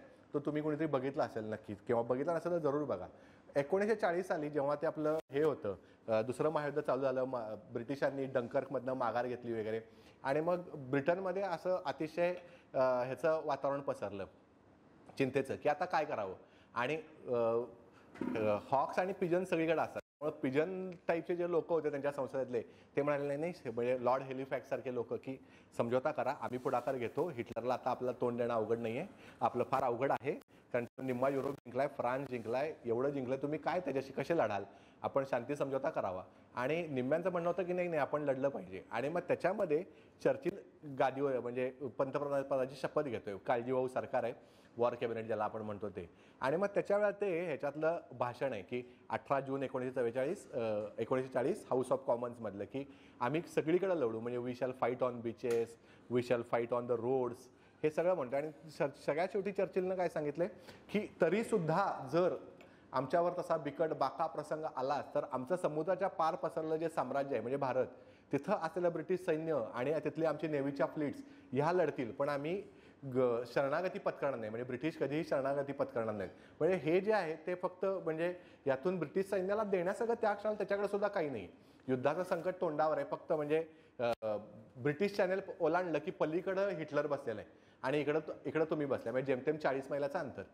तर तेव्हा तुम्ही जनतेला काय देऊ शकता, फक्त शब्द. तर त्यावेळेला लॉर्ड हेलिफॅक्सचं वाक्य आहे की तो म्हणतोय की Hitler has send English language on the battle, म्हणजे त्यांना सध्या भाषेलाच युद्धावर पाठवलं. तसं मराठ्यांच्याकडे सुद्धा तेच आहे. म्हणजे ताराराणी किंवा राजाराम महाराज यांची जर पत्रं बघितली ना तर हे बघा, आता म्हणजे तुम्ही जिंजीला बसलाय, तुमचं इथलं महाराष्ट्र राज्यात औरंगजेब बसलाय, आणि ह्यांनी काय चालू आहे की हनुमंतराव घोरपडे आणि कृष्णाजी घोरपडेंना काय सांगितलं की तुम्हाला 5 लाख आणि 1 लाखाचा आम्ही इनाम देऊ, म्हणजे जहागीर देऊ. कुठं कुठं तुम्ही रायगड प्रांत कापीच केल्यावर. रायगड प्रांत म्हणजे काय, मराठ्यांचं जे मूळ स्वराज्य आहे ते तुम्हाला 62,500 होऊन मिळणार आहेत. त्याच्यानंतर विजापूर, म्हणजे विजापूरचं जेवढं राज्य होतं तेवढं हस्तगत केलं परत तुम्ही तर 62,500 परत. भागानगर घेतल्यास परत म्हणजे कुतुबशहाचं जे साम्राज्य होतं ते. औरंगाबाद म्हणजे मोगलांचा मोठा सुभा, दख्खनची राजधानी, त्याचे घेतल्यानंतर 62,500. आणि दिल्ली जेव्हा तुम्ही घ्याल तेव्हा 2,50,000. म्हणजे हे सगळे वायदे आहेत आणि वायद्यावरती मराठी सैन्य चाललेलं आहे. म्हणजे आपण म्हणतो की हिटलरच्या आधी तर राजाराम महाराजांनीच मराठी भाषेला युद्धावर पाठवून दिलेलं आहे इथं. आणि त्यांचा मुलगा हा कृष्णाजी घोरपडे, त्यांना सहज तेच सांगितले तुम्हाला 5 लाख आणि त्याला 1 लाख एवढ्याची आम्ही नेमणूक करून देतो, तुम्ही जिंका हे सगळे प्रांत. म्हणजे राजाराम महाराजांनी एक गोष्ट चांगली केली की कर्तबगारीला सगळं आकाश मोकळं करून दिलं, पाहिजे तिथं जावा. पण म्हणजे एक ह्यात कसं झालं की शिवाजी महाराजांनी वतन ही जी हे होती संस्था होती की लोकांना वतन द्या, जहागीर द्या, ती शिवाजी महाराजांनी 100% मोडली होती की अजिबात देऊ नये. पण ते आता इथं चालू करण्याशिवाय काही पर्याय राहिला नाही. आणि जी वतनदारीची घातक सवय मराठ्यांना लागली होती ती परत इथं म्हणजे शिवाजी महाराजांच्या काळात जी गेली होती तर परत मध्ये आली, कारण त्याला काही दुसरा पर्याय उरलेला नव्हता. आता त्याच्यानंतर आपण मगाशी म्हणत होतो की ताराराणी परत आल्या, राजाराम महाराज वगैरे परत आले, आणि मग आता त्यांनी महाराष्ट्रात आल्यानंतर साताराला येऊन आपली राजधानी केली. आणि मग राजाराम महाराजांनी महाराष्ट्रभर सगळ्या किल्ले जे आपले आपले आहेत त्या सगळ्यांना भेटी देऊन हे सगळं चालू केलं की सैन्याला भेटणे, कारण इतकी 7-8 वर्ष राजाराम महाराज तिकडे बसलेत, इथल्या लोकांना त्यांचं काही माहिती नाही आहे. मग त्यानंतर औरंगजेबानं महाराष्ट्रातले किल्ले जिंकायचं तो पण चालू केलं होतं. पण हे औरंगजेबाला माहिती होतं की मराठ्यांची ताकद जी आहे ती सगळी किल्ल्यांच्यात आहे, त्यामुळे किल्ले जिंकणे हा त्याच्यापुरता सगळ्यात मोठं आपण म्हणतो की महत्त्वाकांक्षा होती. मराठ्यांची किल्ले जिंकणे, त्यांना जमिनीवरच्या लढाई त्यांना उतरवणे, आणि मग त्यांना आपण जिंकू शकतो. मग त्यामुळे त्यांना सगळं जिंकायला चालू केलं. त्याचं थोडंसं लक्ष वेधण्यासाठी त्यांनी आपल्या जालन्यापर्यंत मोहीम काढली. जालना तिकडं काय फारसा हातात लागलं नाही, पण दगदग मात्र फार झाली. आणि तिकडनं ते सगळं थोडासा हे सहन करून सिंहगडावर, आणि त्यांना तिथं अतिशय आजारी पडले, उष्माघात झाला म्हणतात, किंवा प्रवासाची दगदग झेपली नाही म्हणतात, आणि राजाराम महाराज सिंहगडावर वारले. आता हे साल आहे 1700 आणि ह्यावेळी ताराराणी फक्त 25 वर्षाच्या आहेत. मग आता 25 वर्षाच्या स्त्रीच्या हातात आपले सगळा राज्यकारभार आला आणि मुलगा जो आहे तो 4 वर्षाचा आहे. म्हणजे ज्यांना गादीवर बसवायचं ते 4 वर्षाचे आहेत. आता ह्याच्या हे समजल्यानंतर औरंगजेबाला भयंकर आनंद झाला की आता एक 25 वर्षाची विधवा राणी आणि 4 वर्षाचा छत्रपती हे काय लढणार माझ्याशी, म्हणून त्यानं अतिशय जोरदार आनंदोत्सव छावणीत साजरा केला. म्हणजे आतषबाजी झाली, तोफांचे बार झाले, बादशाहनं खास दरबार भरवला, हे सगळं झालं. आणि मग राजाराम महाराज 2 मार्चला वारलेले होते. 10 मार्चला गुढीपाडवा होता. राजाराम महाराज 10 मार्चला गुढीपाडव्याला शिवाजी महाराजांना छत्रपती म्हणून गादीवर बसवलं आणि त्यांच्यातर्फेनं ताराणीच कारभार चालवायला आले, कारण अल्पवयीन मुलगा आहे त्याच्यावरनं ते चालवतील. मग आता इथं आपल्याला एक व्याख्यानाचा विषय रणरागिणी ताराराणी आहे. त्यामुळं आपल्या डोक्यात कायम असं असतं की ताराराणी हा सदैव घोड्यावर बसलेलाच आपल्याला दिसत. म्हणजे आपल्याकडं रणरागिणी हे बिरुद दिलं की तुम्ही सदैव हातात तलवार आणि खाली बसायला घोडा, ह्या गोष्टी असल्याशिवाय होत नाही. पण एक राज्यकर्ता किंवा मुत्सदी म्हणून असणं सुद्धा तेवढंच गरज असते. मग आता आल्या आल्या ताराराणींनी काय करावं, तर त्यांनी सगळ्यात पहिल्यांदा औरंगजेबाशी एकदा तहाची बोलणं लावलं की मी माझे सगळे काही मोजके केले तुमच्या स्वाधीन करायला तयार आहे. शिवाजी महाराजांना 7,000 मनसब द्या आणि त्यांना दरबारात कुर्निसात माफ असावा वगैरे अशा माफकाठी घालून औरंगजेबाकडे पाठवून दिलं की हे आमचे तहाचे कलम आहेत. आता औरंगजेबाला माहिती होतं की ह्यातनं फक्त आपल्याला उत्तरेकडे परत पाठवायसाठी राजकारण चालू आहे. कारण औरंगजेब सुद्धा काय हे नाही आहे, तो कपटनीती कूटनीती त्याला सगळं राजकारण कळतंय. त्यामुळं त्यांना ओळखलं. तो म्हटला सगळे किल्ले स्वाधीन करा, मग आपण तहाच्या वाटाघाटीचं मग बघू, त्याशिवाय काही तहाच्या वाटाघाटी होत नाहीत. झालं, मग संपलं. ते कलम मागं घेतलं. मग यातनं विचार काय की पुरंदरचा तह डोळ्यापुढे की 1 वर्ष 2 वर्षाचं जरा अवधी मिळवायचा आणि त्याच्याशिवाय एकदा 2 वर्षाचा अवधी मिळाला, औरंगजेब पाठ फिरून पलीकडे गेला की इथले किल्ले जिंकणं आपल्या हातात आहे. कारण औरंगजेबाला जे किल्ले जिंकायला 5-5, 6-6 महिने लागायचे हे एका रात्रीतल्या छाप्यात जिंकून घ्यायचे.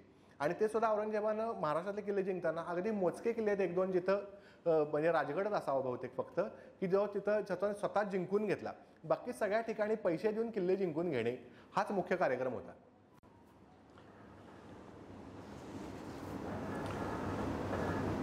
आता आपण मगाशी म्हणतो की महाराष्ट्रात शंकराजी नारायण आहेत किंवा परशुराम पंत आहेत, परशुराम त्र्यंबक म्हणजे औंधचे पंतप्रतिनिधी आपण ज्यांना म्हणतो ते, आणि शंकराजी नारायणसारखी अशी सगळी मंडळी आहेत महाराष्ट्रात मातब्बर. औरंगजेब हा कूटनीतीत किती शहाणा होता. तो मुद्दाम ह्या लोकांना पत्र पाठवायचा आणि ती परस्पर दुसऱ्याच्या हातात लागतील अशी व्यवस्था करायचा की शंकराजी नारायणांना पत्र पाठवायचं, म्हणजे ते पत्र पाठवायचं आणि ते परस्पर रामचंद्र पंत त्यांच्या हातात पडेल असा उपाय करायचा की, आणि त्यांना असं वाटावं की तुमचा आमचा आधीच पत्रव्यवहार झाला, तुम्ही आम्हाला येऊन मिळा, आम्ही तुम्हाला एवढ्याची जागीर देऊ, तेवढ्याचं ते देऊ. पण हे सगळा जे कूटनीतीचा भाग होता यात मराठे कधीही फसलेले नाहीत. म्हणजे संताजी धनाजी जाधव वगैरे सगळं लोकांना यातली पत्र गेली आहेत की तुम्ही माझ्याकडे या म्हणून, पण तरी एक हे झालेलं नाही यातलं काही. आता ताराणी, आता मगाशी आपण म्हणालो की 25 वर्षाची राणी आहे. तर आता बघा हे किती सुंदर पत्र आहे की ताराणींनी परसोजी भोसले, सेनासाहेब सुभा, खंडेराव दाभाडे, सिद्धोजीराव निंबाळकर यांना पत्र पाठवून दिलं आहे की महाराज गेले तर हे राज्यकरण रक्षण करणं हे आपल्या सगळ्यांचं कर्तव्य आहे. आणि आता मराठ्यांचा इथं निर्धार म्हणावा किंवा औरंगजेबाकडनं समोरनं कितीतरी त्यांना आमिष येत होती, वतनाचे कागद येत होते, पण तुझं काय म्हणतात की खासा स्वारी असताना काम उदय कर म्हणत होतो.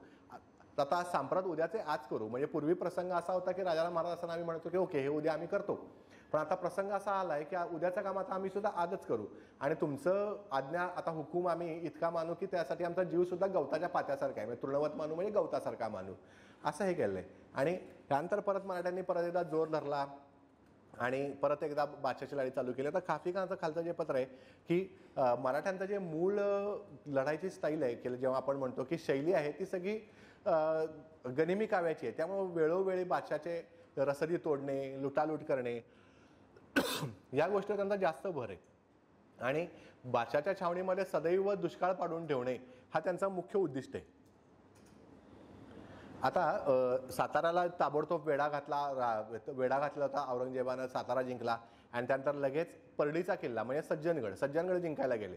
आणि त्यावेळेला हा बहिरी सोनाळी नावाचा हा एक सरदार आहे, तो जो जवळपास होता पण तो काय औरंगजेबाशी लढायला गेला नाही, म्हणजे वेढा उठवावा या प्रयत्न त्यानं काही केलं नाही. तर त्यांना हे केलंय की तुम्ही हुजूर समागमी आहात ते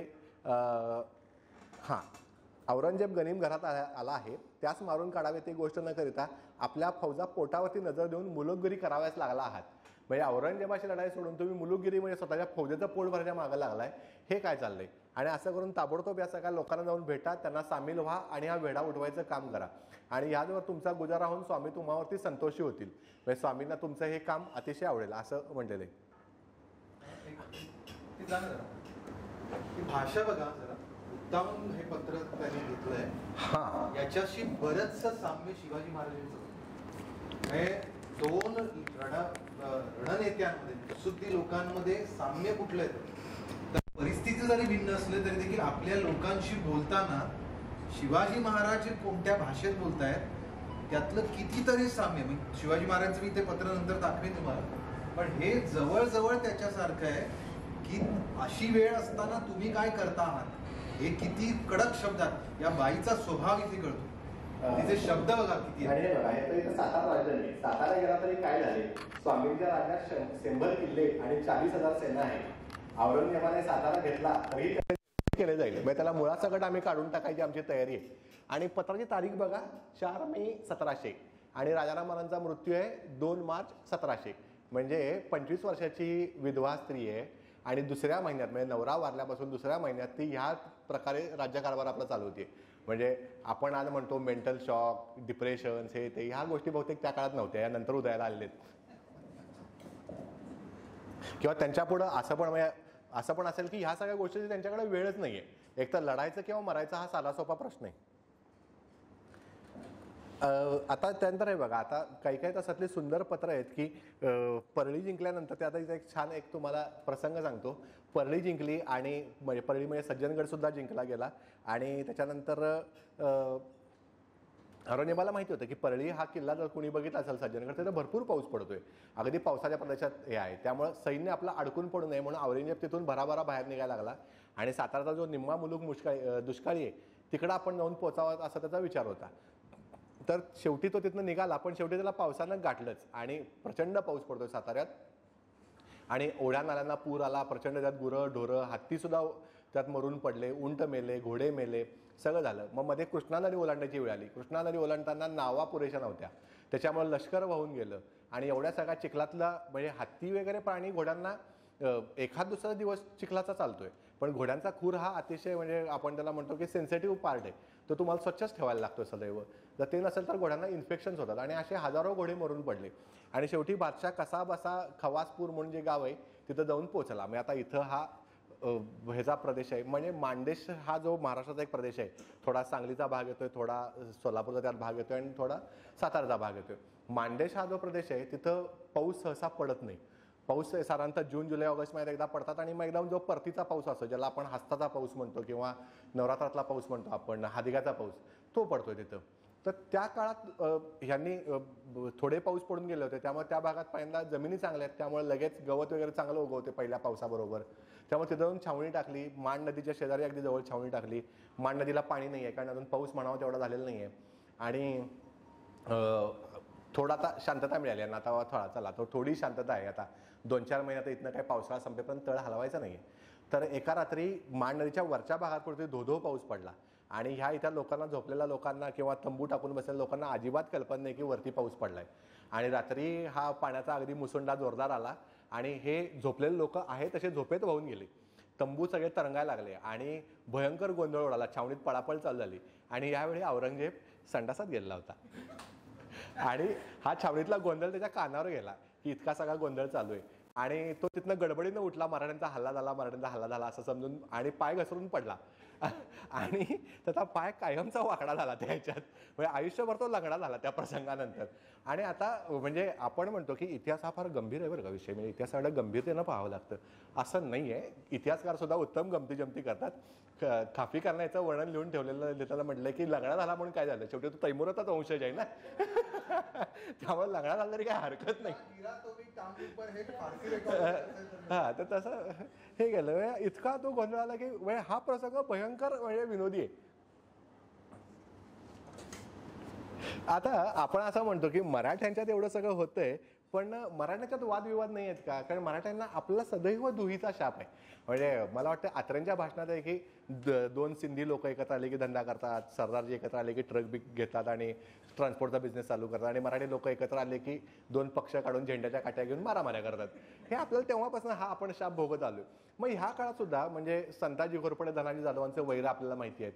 आता बादशाही छावणीपासून 5-7 कोसावर म्हणजे ब्रह्मपुरी ह्याच्यापाशी सोलापूरपाशी त्यांच्याजवळ त्या छावणीजवळ संताजी घोरपडेंचा मुलगा आणि भाऊ आणि धनाजी जाधव यांची मारामारी झाली तिथं, आणि शेवटी ह्यांना घोरपडे मंडळींना पळून जायची वेळ आली.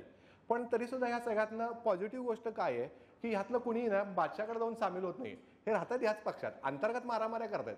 म्हणजे माणसात लढायचा रग किती असावी. तुम्हाला इतका सगळं समोर औरंगजेब ठेवला अखंड भांडायला, तरी सुद्धा तुमच्यात रग थोडी उरते आणि तुम्ही आपापसात मारामाऱ्या करता. हे कौतुकाची गोष्ट आहे खरं म्हणजे मराठ्यांची. आता औरंगजेबानं मगाशी आपण म्हणालो तसं की सगळं सैन्य इकडनं काढून घेतल्यामुळे आणि महाराष्ट्रात आणल्यामुळं एक पोकळी तयार झाली होती, आणि त्या पोकळीसाठी त्या पोकळीमुळं सगळीकडे तिकडे मराठा सैन्य पसरायला लागली. आणि मग मराठ्यांच्या दुहेरी हे चाली चालू झाल्या. एक म्हणजे आपले किल्ले अगदी पावसाळ्यात तोंडापर्यंत लढवायचे, पावसाळा आला की बादशाला देऊन टाकायचे, पैसे घ्यायचे, निघून जायचं. आणि काय करायचं, साधारणतः मेच्या दुसऱ्या आठवड्यात वाटाघाटी चालू करायच्या, आणि मग त्या वाटाघाटी उगीच लांबायच्या. बघतो, उद्या सांगतो, नंतर सांगतो, असं करत अगदी तोंडावरती आणायचं आणि मग पैसे घ्यायचे.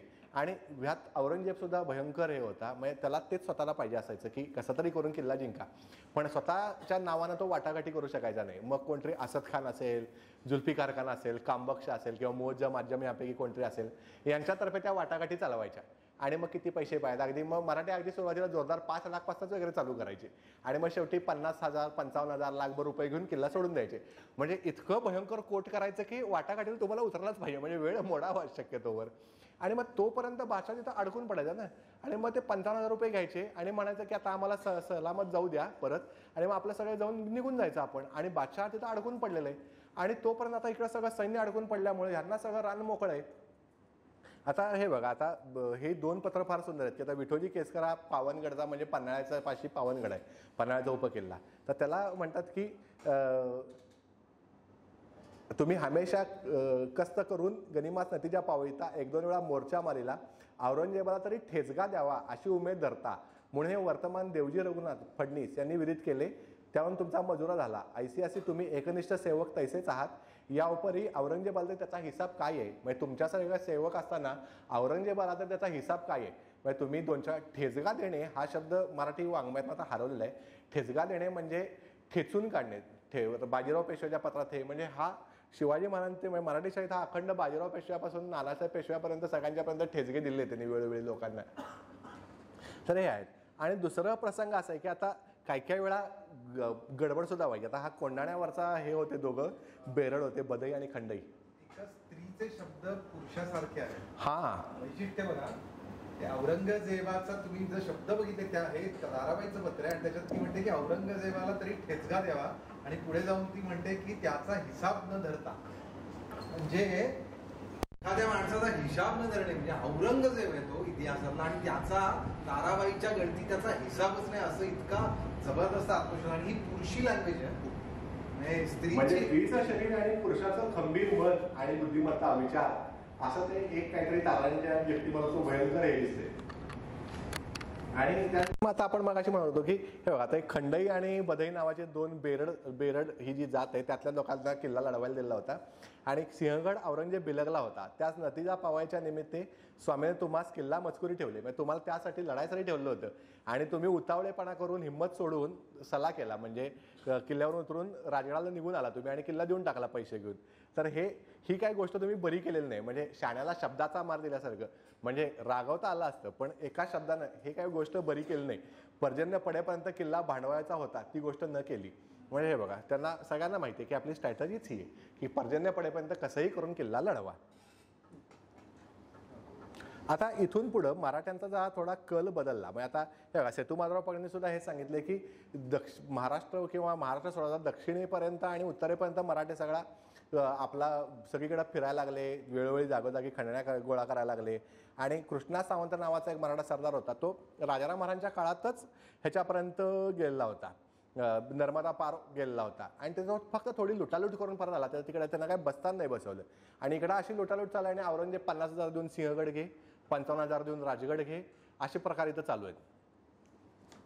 आता हे मराठ्यांना कळलं की बादशाची जी सगळी रसद येते ना, ही सगळी येते माळव्यातून. म्हणजे त्याचे सगळे वरचे उत्तरातले सुभे आहेत, त्यातून आग्रा, गुजरात, माळवा इथून सगळे त्याला रसद येते. मराठे उत्तरेपर्यंत जाऊन पोहोचले आणि त्यांनी तिथून ही रसद मारायला चालू केली. म्हणजे पूर्वी ते सगळं म्हणजे धनधान्य, हत्ती, घोडे हे महाराष्ट्रापर्यंत येईपर्यंत तरी वाट बघायचे. आता उलटे जाऊन आधीच लुटून आणायला लागले. म्हणजे पूर्वी बादशाच्या पर्यंत पोहोचेपर्यंत वाट बघितली जायची. मराठ्यांच्याकडे थोडा संयम होता तेवढा, नंतर थोडा तो पण संयम सोडला आणि ते रस्त्यात असतानाच म्हणजे काही वेळा गुजरातीत हल्ले केले किंवा काही वेळा माळव्या म्हणजे सिरोंजापर्यंत वगैरे गेले आणि ते लढले. आणि हे सगळे प्रदेश जे आहेत ना, हे नर्मदेच्या आसपासचे आहेत बरं काय. तर त्यांना खालीपर्यंत उतरून दिलं. आणि दुसरी गोष्ट कशी झाली की माळवा हा प्रांत अतिशय समृद्ध आहे. तिथं चांगली गव्हाची उत्तम शेती होती, सगळी धान्य पिकतात. त्यामुळे मराठ्यांना आता तिकडनं डायरेक्ट सप्लाय मिळायला लागला.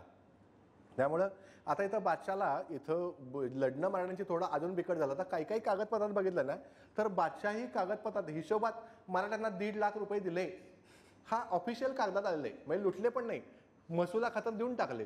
म्हणजे तुम्ही महसूलच गोळा करायला तिकडे जाऊन चौथ्या गोळा केल्यासारख्या. म्हणजे ऑफिशियली तुमचा रेकॉर्डवरती तुमचा आला, आता तुम्हाला हिशोबाची दिले म्हणून. आता आपण म्हणतो की औरंगजेबाकडं शेवटपर्यंत लढायचं हे होतं, आवेश होता. तर बघा हे निकोलाव मोनिचीनं काढलेलं आहे बघा. औरंगजेब म्हातारा झालाय तर अजून लढाईची खुमखुमी त्यात शिल्लक आहे, तो असा वेळोवेळी दाखवत असतोय. तर औरंगजेबाला शेवटच्या काळात पालखीतच वगैरे बसवून किंवा तारकवा नावाचं एक ते असे खुर्चीसारखं असतं आणि ते बांबूला जोडून खांद्यावर घेतलं जाते. तर ते त्या 2 ह्याच्यात तो बसायचा आणि घोड्यावर बसता येणं बंद झालं होतं. तर औरंगजेब चालता चालता आपलं तलवार काढायची बाहेर, असे 2 हवेतच हात करायचे आणि तलवारपासून ठेवून टाकायची परत. मग तसा धनुष्य बाण घ्यायचा आणि आपल्याला अजून सुद्धा आपल्यात खुमखुमी आहे लढायची हे वेळोवेळी दाखवून द्यायचं इथं काम चाललंय. आणि आपण म्हातारपणामुळे बघतो ते निकोलाव मोनिचीनं अगदी योग्य वर्णन केलं की ह्या फोटचित्रात सुद्धा बघा त्याची मान इतकी वाकली आहे की वृद्ध काळामुळं पाठीचा मणका हे होतो, त्याला बाक येतोय. ते इथं बाक येऊन त्याच्यात हनवडी जवळपास छातीला टेकायला लागली. त्यामध्ये दाढी जी आहे ती छातीतनं उभवल्यासारखी दिसायला लागली आहे. एवढं इतका म्हातारा झालाय. पण अजून त्याची लढाईची खुमखुमी संपलेली नाही. आणि दुसरी गोष्ट म्हणजे जे औरंगजेबापर्यंत घडत होतं की शहाजहान अजून चांगला होता, तोपर्यंत औरंगजेबाने त्याला कैदेत टाकलं वगैरे, पण ह्याला बाजूला ढकलायची हिंमत कोणाची नाही आहे बरं का. म्हणजे चांगले सगळं कुल लष्कर त्याचं इथं आहे, पण त्याच्यापैकी कोणाचं काही झालेलं नाही आहे. आता एकदा शाहू महाराज इथं आहेत, औरंगजेबाच्या छावणीत आहेत, तर तिथं एकदा औरंगजेबानं प्रयत्न करून बघितला की चला एक प्रयत्न करून बघू की काही तहाच्या वाटाघाटी होतात काय. म्हणजे ॲक्च्युली मराठ्यात फूटच पाडावी असा विचार होता की काहीतरी करून शाहूला पुढं करून फूट पडती काय. औरंगजेबानं शाहू महाराजांना सोडलं पण असतं, पण त्या मनात 2 भीत्या होत्या की म्हणजे त्यापुढे 2 शक्यता दिसत होत्या. एक ताराराणी आणि शाहू महाराज एकत्र होतील आणि दुसरी गोष्ट म्हणजे शाहू महाराज आणि ताराणीच्या दोघांच्या 2 पार्ट्या होऊन त्यांचा आपापसात जारी होईल. पण बादशाला वाटलं की नाही मराठ्यांचा काही भरोसा नाही, हे एकत्रच व्हायची लक्षणं जास्त आहेत, त्याच्यामुळे आपण यांना एकत्रच शाहूला न सोडणं उत्तम आहे. त्यामुळे आता म्हातारपणात एकदा तो प्रयत्न करून बघितला, ते काय साधलं नाही म्हटलं ते सोडून दिलं. आता औरंगजेबाची प्रकृती हळूहळू ढासळायला लागली आहे, त्याला दरबारात रोजच्या रोज येणं अवघड झालंय.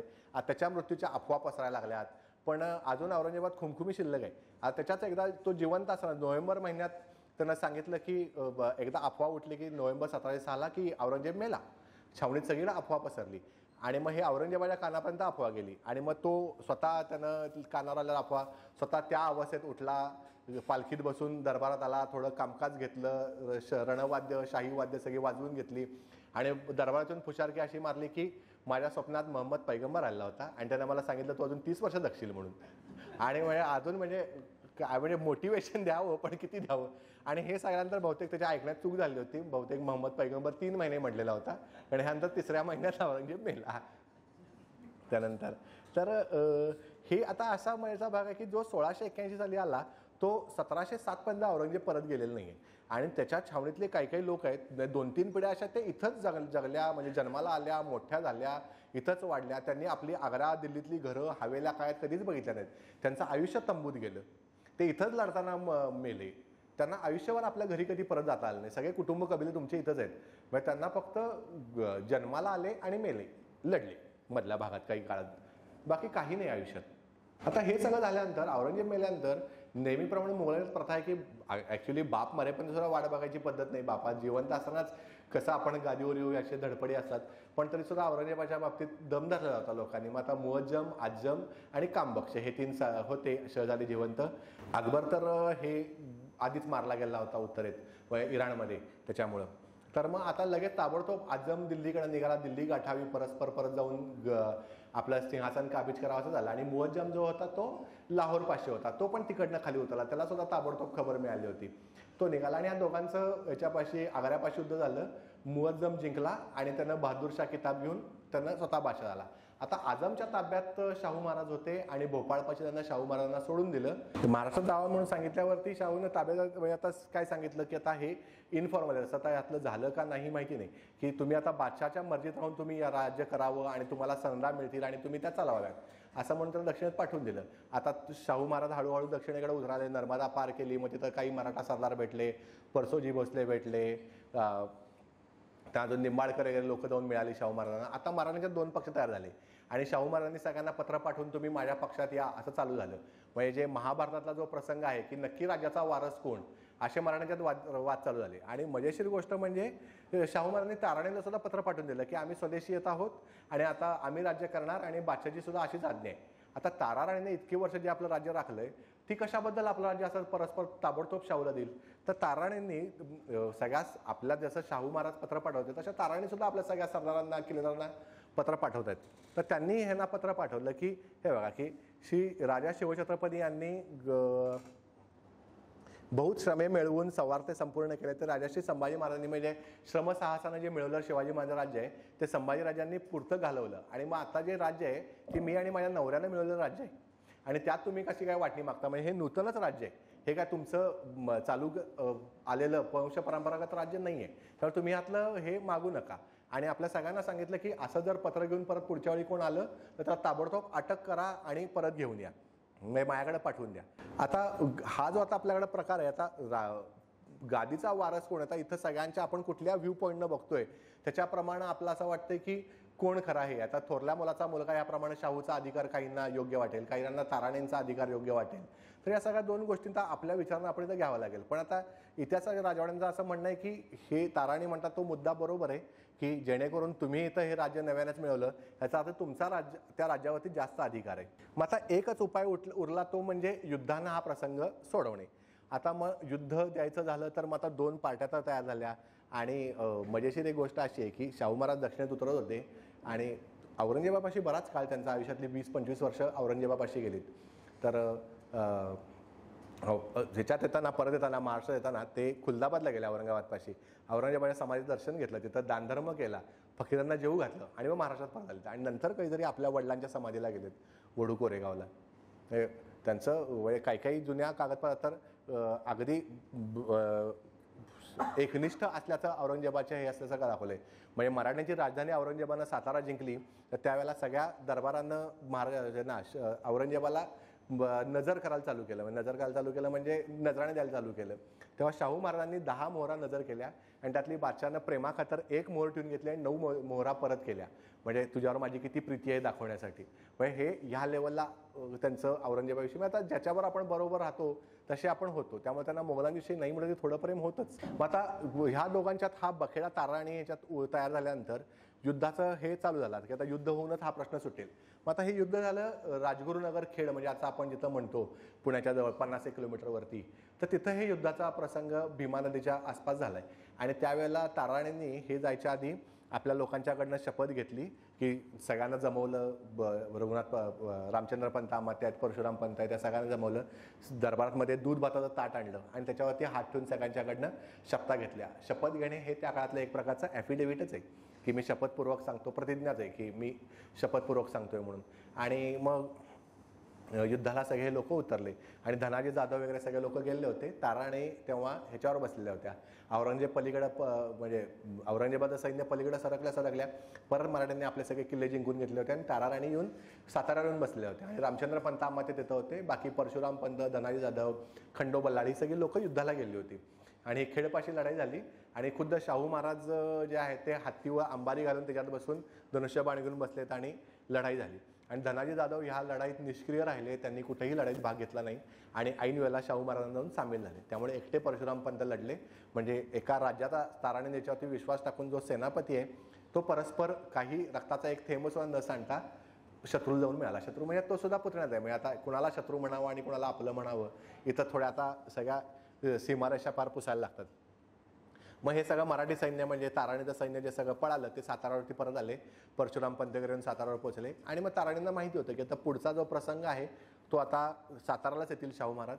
आणि त्याप्रमाणे झालं. तोपर्यंत ताराणी पन्हाळ्यावर गेल्या होत्या. शाहू महाराजांनी येऊन परशुराम पंतांना आणि शेख मीरा नावाचा सरदार होता त्यांना ताराणींनी ह्याच्यावर ठेवलं होतं साताऱ्यावरती. तर तिथं शाहू महाराजांनी येऊन वेढा घातला आणि एक अगदी म्हणजे एक गोळीसुद्धा न उडवता रक्ताचा थेंबसुद्धा एक न सांडता जिंकून घेतला सातारा. शेख मीराच्या घरच्या मंडळींना धरून आणलं, बायका पोरांना कबिला सगळा, आणि त्यांना सांगितलं की तू किल्ला आमच्या हवाली कर नाही तर यांना तोफाच्या तोंडी देतो. आता आपलं हे असं फॅमिली म्हणजे हे हिंदी सिनेमातला अगदी टिपिकल प्रसंग आहे, तो माझा फॅमिली मेरे कब्जे में वगैरे वगैरे. मग शेख मीरांना दरवाजा उघडून आत घेतलं या सगळ्या लोकांना. शेख मीरा शाहू महाराजांना सामील झाला आणि परशुराम पंत अटकेत पडले. मग आता ताराणींना कळायला लागलं की आता हा प्रसंग आता आपल्या पुढे आला आणि ताराणीची ताकद इथं हळूहळू कमी होत चालली. आता सगळे सरदार हळूहळू शाहू महाराजांना मिळत आहेत. आणि त्या काळात आता मगाशी आपण म्हणालो तसं की मराठ्यांची दुही आहे ही दिसायला लागली आता इथं, की काही लोकांनी अगदी म्हणजे ओपनली अगदी दृढपणे शाहू महाराजांचा पक्ष घेतला. काही लोकांनी तोपर्यंत दोन्ही दरडीवर हात ठेवायचा प्रसंग करून घेतला की जिकडं काय मिळतंय तिकडं जावं. म्हणजे नवीन राजा आहे, नवीन राज्य आहे, तर इकडं जास्त काही ते वतन बितन पदार्थ पडेल तर आपण इकडचं घेऊ, असं करून चालू केलं. आणि मग तोपर्यंत हे सगळं हे चालू होतं. मग शाहू महाराजांनी इकडून कोल्हापूरपासून पन्हाळा घेतला, विशाळगड घेतला आणि तोपर्यंत मग ताराणी उठून रांगण्याला गेला. शाहू महाराज रांगण्यापर्यंत गेले. रांगणा हा किल्ला अगदी महाराष्ट्र आणि कर्नाटकाच्या सीमेवरती आहे, तिथंपर्यंत जाऊन पोहोचले. तर ताराणी उतरून आपल्या मुलाला घेऊन सिंधुदुर्गावर जाऊन राहिल्या आणि तिथं मात्र शाहू महाराजांना रांगण्यावरती माघार घ्यायला लागली. तिथं रामचंद्र पंत अमात्य आणि बहिर्जी घोरपडेंनी उत्तम किल्ला लढवला, तिथं यश मिळू दिलं नाही. आणि तोपर्यंत इकडं उत्तरेतनं कामबक्ष जो उरलेला शहजादा होता आणि मुअज्जम म्हणजे बहादूर शाह होता दिल्लीचा बादशाह, यांच्या युद्धाचा प्रसंग आला. आणि कामबक्ष हा महाराष्ट्रात होता म्हणजे दक्षिणेतच होता, त्याला तो हैदराबादला होता. तर बहादूर शाह खाली उतरला आणि मग दोघांचा हैदराबादपाशी लढाई होऊन हे मारला गेला. आता बघा दुर्दैविलास काय आहे की हे पुढचं पत्र बघितलं ना की बादशाह शाहू महाराजांना फरमान आलेलं आहे बहादूरशाहचं की तुम्ही आमच्याकडे या आणि ह्याच्याबद्दल म्हणजे जहागिरीचे महाल आल्यानंतर इकडे यायचा इरादा केला. याचकरता राणीने जमीनदारीचा फरमान मिळावा, जमीनदारीचा म्हणजे देशमुखीचा आम्हाला मिळावं, वतन मिळावं म्हणून ताराणीने सुद्धा अर्ज पाठवला आणि तुमचा सुद्धा आमच्याकडे अर्ज आलेला आहे. म्हणजे आता दुर्दैविलास काय आहे बघा, काल परवादिवशीपर्यंत हे त्याच्याशी भांडण होते मोगलांशी आणि त्याच्या दारात आम्हाला इथल्या आमचं राज्य हे म्हणजे स्वराज्य हे आमच्या मालकीचं आहे याचा पुरावा किंवा त्याचं लायसन्स मागायला हे मोगल बादशाहच्या दारात दोघं उभे आहेत. आणि म्हणजे आपण म्हणतो की हे सुद्धा हुशार आहेत. ते दोघांना म्हणतात की ठीक आहे आधी एवढं युद्ध होऊन नव्हते मग आपण ठरवू. आणि मग बहादूरशाहनं हा सगळा कामबक्षाचा पराभव केला आणि मग दोघांनी आपापले वकील ताराणीकडं ह्याच्याकडं बहादूरशाहकडे पाठवले. आणि शाहूनी मागितलं की मला सरदेशमुखी चौथाईचे हक्क द्या. सरदेशमुखी म्हणजे 10% तुम्ही जो वसूल करता त्यातून 10% मिळतात आणि चौथाई म्हणजे 25%. ताराणीने सांगितलं मला सरदेशमुखी नको, मला चौथाई नकोच आणि मी सरदेशमुखीसह 9% करायला तयार आहे. आणि मग आता बादशाहच्या दरबारात नेहमीप्रमाणे 2 तट असतातच. एक होता तो जुल्फिकार खानाचा, तो शाहू महाराजांच्या बाजूनं, आणि दुसरा मुनीम खान होता, तो आता जुल्फिकार खानाचा विरोधी. त्यामुळे त्यानं ताराणींचा पक्ष घेतला आणि सांगितलं की ताराणींना मिळू द्यावं. मग या सगळ्या वादातनं शेवटी मुनीम खानानं बादशाहला हा सल्ला दिला की सध्या त्या दोघांना म्हणा तुम्ही आपल्यात भांडून ठरवा खरा कोण, अस्सल कोण, खरं महाराष्ट्राचा छत्रपती कोण, आणि मग त्याला आपण नंतर सन्नादा द्याव्यात. आणि मग ह्या सन्नाचा जो वाद आहे हा 1719-20ला बाळाजी विश्वनाथांनी ज्या दिल्लीतल्या संधा आणल्यात ना तर तो ह्या सनद आहेत. आता इथं एक आपण मराठ्यांच्या स्वराज्याला आपण नेहमी हिंदवी स्वराज्य असं म्हणतो. आता हा इथं विचार थोडा मागं पडायला लागलाय. आता हे म्हणतात आता म्हणजे शाहू महाराजांचे जे मागणं आहे ते म्हणजे आपण ज्याला काय म्हणतो डॉमिनियन स्टेटसारखं मागतात की मुघल साम्राज्याचा भाग मराठी साम्राज्य असेल, मराठ्यांचं राज्य असेल आणि आम्ही तुमच्या आज्ञेत राहून वागणार आहे असं हे चालू आहे. म्हणजे शिवाजी महाराज ते ताराराणी इथंपर्यंत स्वप्न सगळ्यांचं असं आहे की आम्ही दिल्लीपर्यंत जाऊन आम्ही दिल्लीची बादशाही एक दिवस करू. या सगळ्यांच्या शब्दात अगदी वेळोवेळी तो निर्धार दिसतोय. शाहू महाराजांच्या शब्दात मात्र तज्ञ दिसता की हे बघा ते वेळोवेळी त्यांचं म्हणणं असं आहे की ह्या पत्रातनं बघितलं ना की नानासाहेब पेशव्यांच्या वकिलानं हे लिहून ठेवलं की राजर्षी छत्रपती स्वामी ही बादशाही इच्छित नाहीत, म्हणजे त्या स्वतः बादशाह होऊ इच्छित नाहीत. जीर्णोद्धार केल्यास अधिक संतोष मानतील, म्हणजे बादशाहीचा जीर्णोद्धार केल्यास, बादशाहीचा बंदोबस्त केल्यास लौकिक मोठा आहे, मोडून टाकल्यास लौकिक नाही. कसा म्हणाल तर देवालयाचा जीर्णोद्धार केल्यास नवीन लिंगाच्या स्थापनेपेक्षा अधिकोत्तर आहे. म्हणजे तुम्हाला जे पुण्य मिळतंय ते ह्या म्हणजे बादशाही राखावी असे सरळ आदेश चालू आहेत. म्हणजे आपण एका अर्थानं आपण बघितलं तर आपण आटके पार झेंडे हे ते सगळं आपण अगदी म्हणतो. मराठ्यांचा पराक्रम चुकीचा नाही आहे किंवा खोटा नाही आहे, पण आपण कोणातरी ऑन बिहाफ ऑफ समवन आपण करतोय हे सगळं. आपण मराठ्यांचं राज्य तिथंपर्यंत जाऊन पोहोचत नाही आहे, राज्य बादशातच जाऊन पोहोचतंय.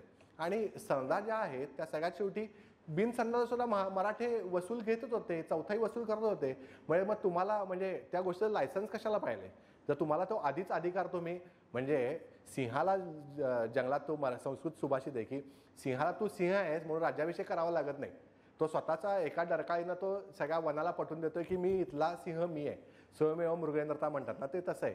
तुम्हाला ह्या अधिकाराची गरज नव्हती, पण ही सवय जी लागली आहे मराठ्यांना की दिल्लीतून आम्हाला फरमान आलं पाहिजे की दिल्लीतून आम्हाला मान्यता आली पाहिजे, हे सगळं चालू झालं. आणि मग पक्ष फोडून इकडनं तिकडे जाणे हे जे आपण आजपर्यंत आपण बघतो हे सगळं त्या काळापासून मराठीचे चालू आहे की वेळोवेळी पक्ष ओलांडून अलीकडं पलीकडे उड्या मारणे, क्षणिक फायदे बघणे, मला कोण वतन देतंय कोण तिकीट देतंय, हे कंटिन्यू आहे आपल्याकडं मराठ्यांच्या ते राज्यात. आता थोडं आता शाहू महाराज जरी आले, शाहू महाराज जरी आता स्थापित झाले तरी सुरुवातीला त्यांचा काळ थोडा हेच होता. म्हणजे अजून परिस्थिती बिकट होती 1710-12 पर्यंत. अजून फारसं मोठं राज्य हाती आलेलं नव्हतं, कारभार चालला योग्य माणसं नव्हती. त्यामुळं रामचंद्र पंत अमात्य म्हणजे पंत अमात्य बावडेकर ज्यांनी आज्ञापत्र हा ग्रंथ लिहिला त्यांच्याशी यांचे गुप्त समझोते झाले. आणि रामचंद्र पंत अमात्यांच्या अटीतटी घालून की तुम्ही आम्हाला एवढं इनाम द्या, एवढं वतन द्या, मग आम्ही तुमच्याकडे येऊ. नाहीतर रामचंद्र पंत अमात्य हा ताराणीच्या बाजूचा माणूस आहे, हे सगळं बसलेले आहेत इकडे ताराणीकडं. आणि मग हा समझोता पुढं का बुडाला, हा समझोता होऊ शकला असता पण तो बुडाला का. इन द मीन टाईम इथं बाळाजी विश्वनाथांचा उदय आहे.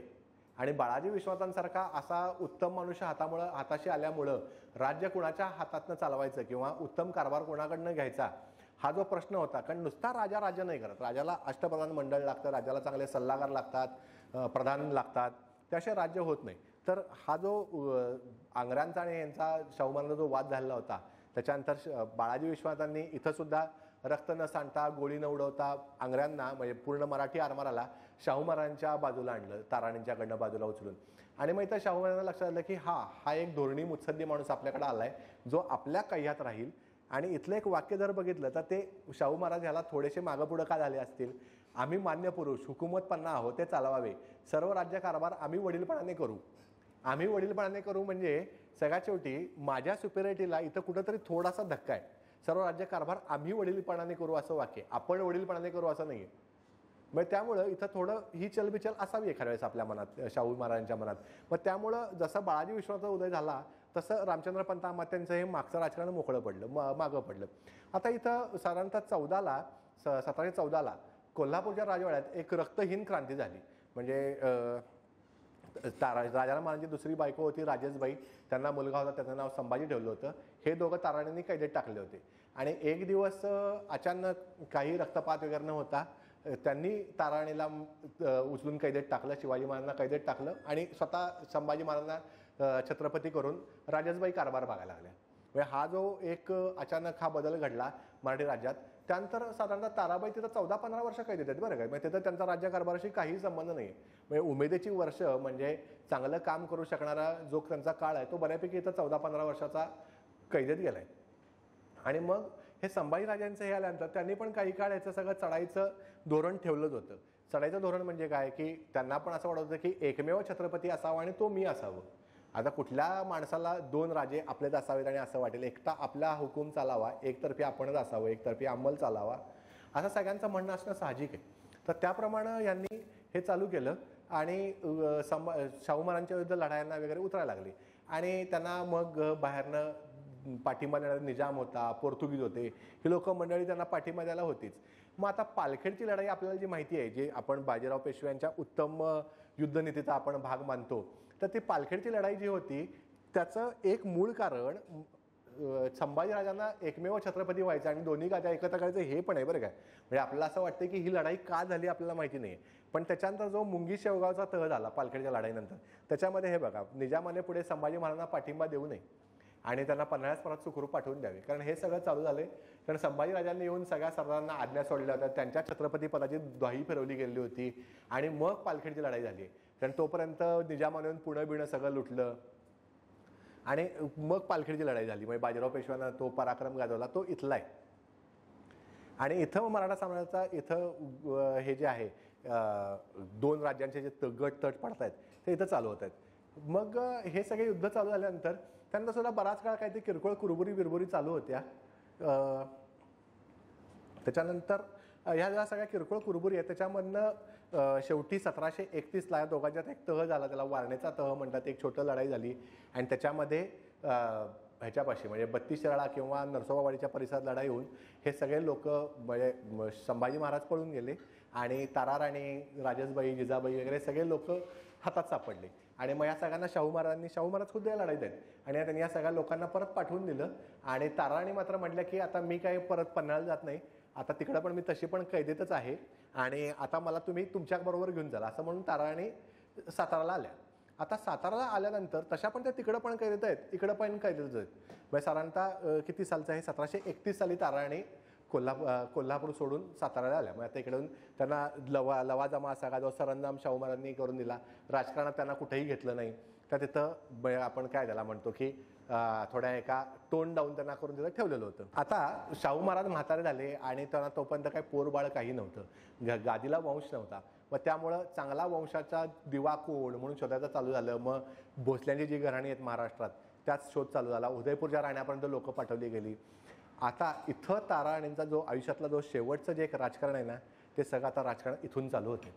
ताराराणींनी सांगितलं की माझा मुलगा शिवाजी राजे जे होते त्यांचा एक मुलगा आहे, तो मी गुप्तपणाने लपवून ठेवला आहे, तुम्ही त्यांना दत्तक घ्या.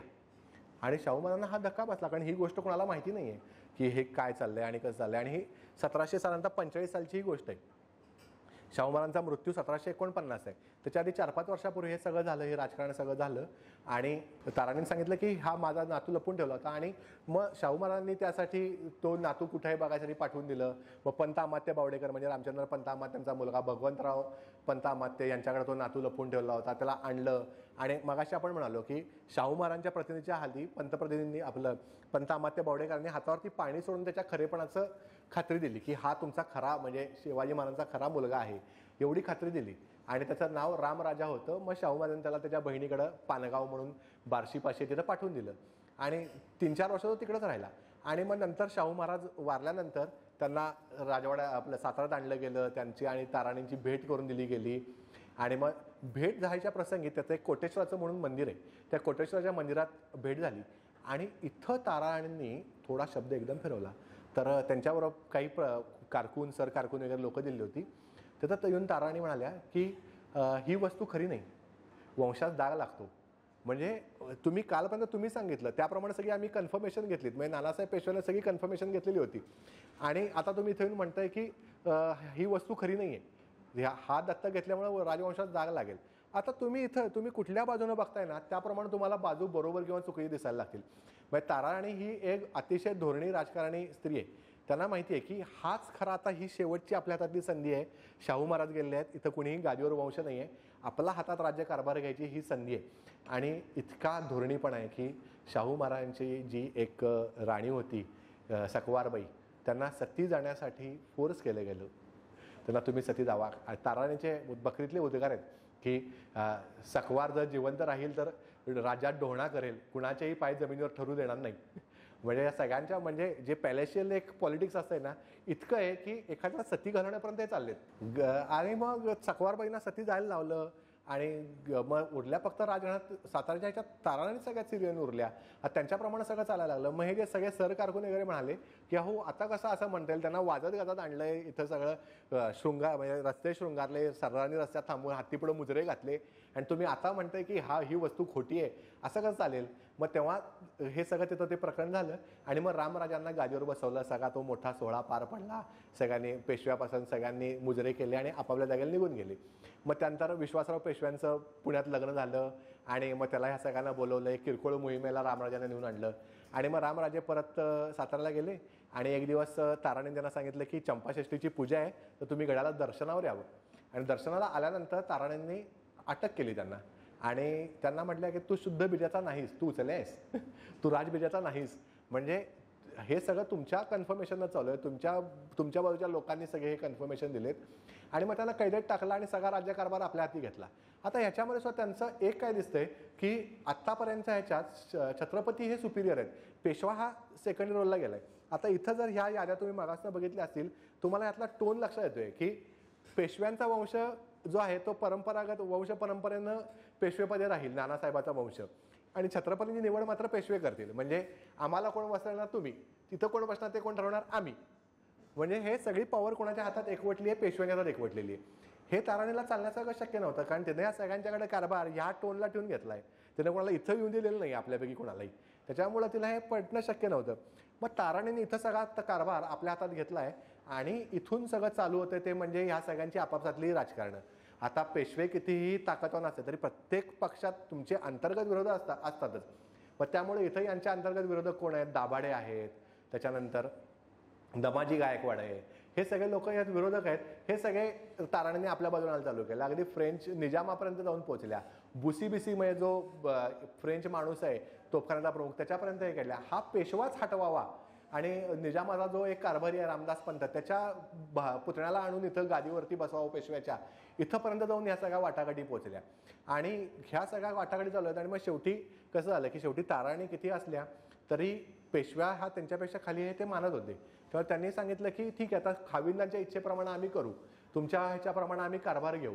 मग तेव्हा ताराणींनी सांगितलं की आता आम्ही म्हणून तसा कारभार तुम्ही घ्यायचा, आम्ही तुम्हाला सांगितलं तुम्ही कामं करायची, आमच्या कामात तुम्ही म्हणजे दखल अंदाजी म्हणतो आपण तसं, तुम्ही त्यात ढवळाढवळ करायची नाही. आणि कारभार छत्रपती चालवतील. म्हणजे शाहू महाराजांच्या पडत्या काळात, शेवटच्या काळात जी सगळी सत्ता मराठी सत्ता पेशव्यांच्या हातात गेली होती आणि राजधानीच पुण्याला गेली होती, ती सगळी राजधानी खेचून ताराणींनी परत इकडे आणली. आणि मग हे साधारणतः 1760 पर्यंत चाललं. आणि मग 1760 साली पानिपतचं युद्ध झालं. पानिपतच्या युद्धानंतर मराठ्यांचा तिथं एक मोठा, तो मराठ्यांना एक म्हणजे माघार घ्यायला लागली, पराभव नाही म्हणता येणार त्याला, पण तिथं मराठ्यांना एक मोठा धक्का बसला मराठी दौलतीला. आणि मग त्या धक्क्यानं नानासाहेब पेशवे गेले.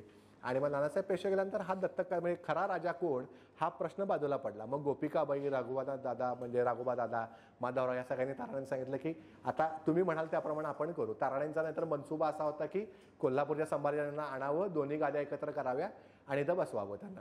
आणि त्यांनी त्याप्रमाणे कोल्हापूरला पत्रसुद्धा पाठवली होती. कोल्हापूरला पत्र पाठवली, पण तिकडच्या जिजाबाई म्हणून ज्या राणीसाहेब होत्या त्या त्याच्यापेक्षा हुशार होत्या. त्या म्हणाल्या की संभाजीराजे जायला निघाले होते, त्यामुळे जाऊ नका. ताराणी कशा आहे तुम्हाला माहिती आहे, त्या तुम्हाला जरा कैदेत टाकतील आणि दोन्ही राज्य स्वतः करायला घेतील. त्या म्हणजे एखाद्या माणसाचा म्हणजे आपण म्हणतो की ह्याला न्यूसन्स व्हॅल्यू नाही म्हणता येणार, पण तो किती धोरणी राजकारणी आणि कुठल्या पद्धतीचं राजकारण खेळू शकतो हा त्या व्यक्तिमत्वाचा परफेक्ट घेतलेला अंदाज आहे. आणि असं म्हणून मग आता 22 जून 1761ला नानासाहेब पेशव्यांचा मृत्यू आहे. 10 डिसेंबरला त्यानंतर ताबडतोब ताराणी वारतात. आणि त्यानंतर संभाजीराजे 20 डिसेंबरला म्हणजे 1760ला म्हणजे पानिपतच्या युद्धाच्या आधीच वारलेत.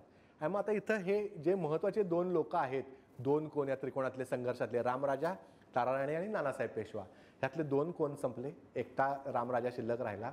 आणि मग रामराजांनी पुढे साधारणतः 1677 पर्यंत कारभार चालवला. आणि मग रामराजे वारले. आणि मग त्यानंतर शाहू दुसरा दत्तक घेऊन वगैरे आणलं गेलं. कोल्हापूरच्या गादीवर तोपर्यंत संभाजीराजे सुद्धा निपुत्रिकच वारले. त्यांचं वय तेव्हा 50-55 वर्षाचं होतं, त्यामुळे अजून पोरं बाळं होतील अशी ताराणींना आशा होती. वंशाला दिवा मिळेल, गादीला वारस मिळेल, असं हे चालू होतं. पण हे सगळी राजकारणं फसली. आणि म्हणजे आपण म्हणतो की एक आम्ही काल आता बोलताना मी आणि रविदा म्हणतो की एक शेक्सपिरियन ट्रॅजेडी म्हणतात ना, तसं आहे की इतकी उत्तम कर्तबगार स्त्री आहे, मराठा सेनानी आहे, उत्तम राज्यकारभार घेतलेला आहे, पण शेवटचा हा जो काळ आहे ना, ते धरसोडीची वृत्ती आहे, त्यात वेळोवेळी शब्द फिरवणं आहे. मी आता मगाशी म्हटलं तसं की आपण कुठल्या बाजूनं बोलतोय त्याप्रमाणे शब्द फिरवला का नाही हे कळेल.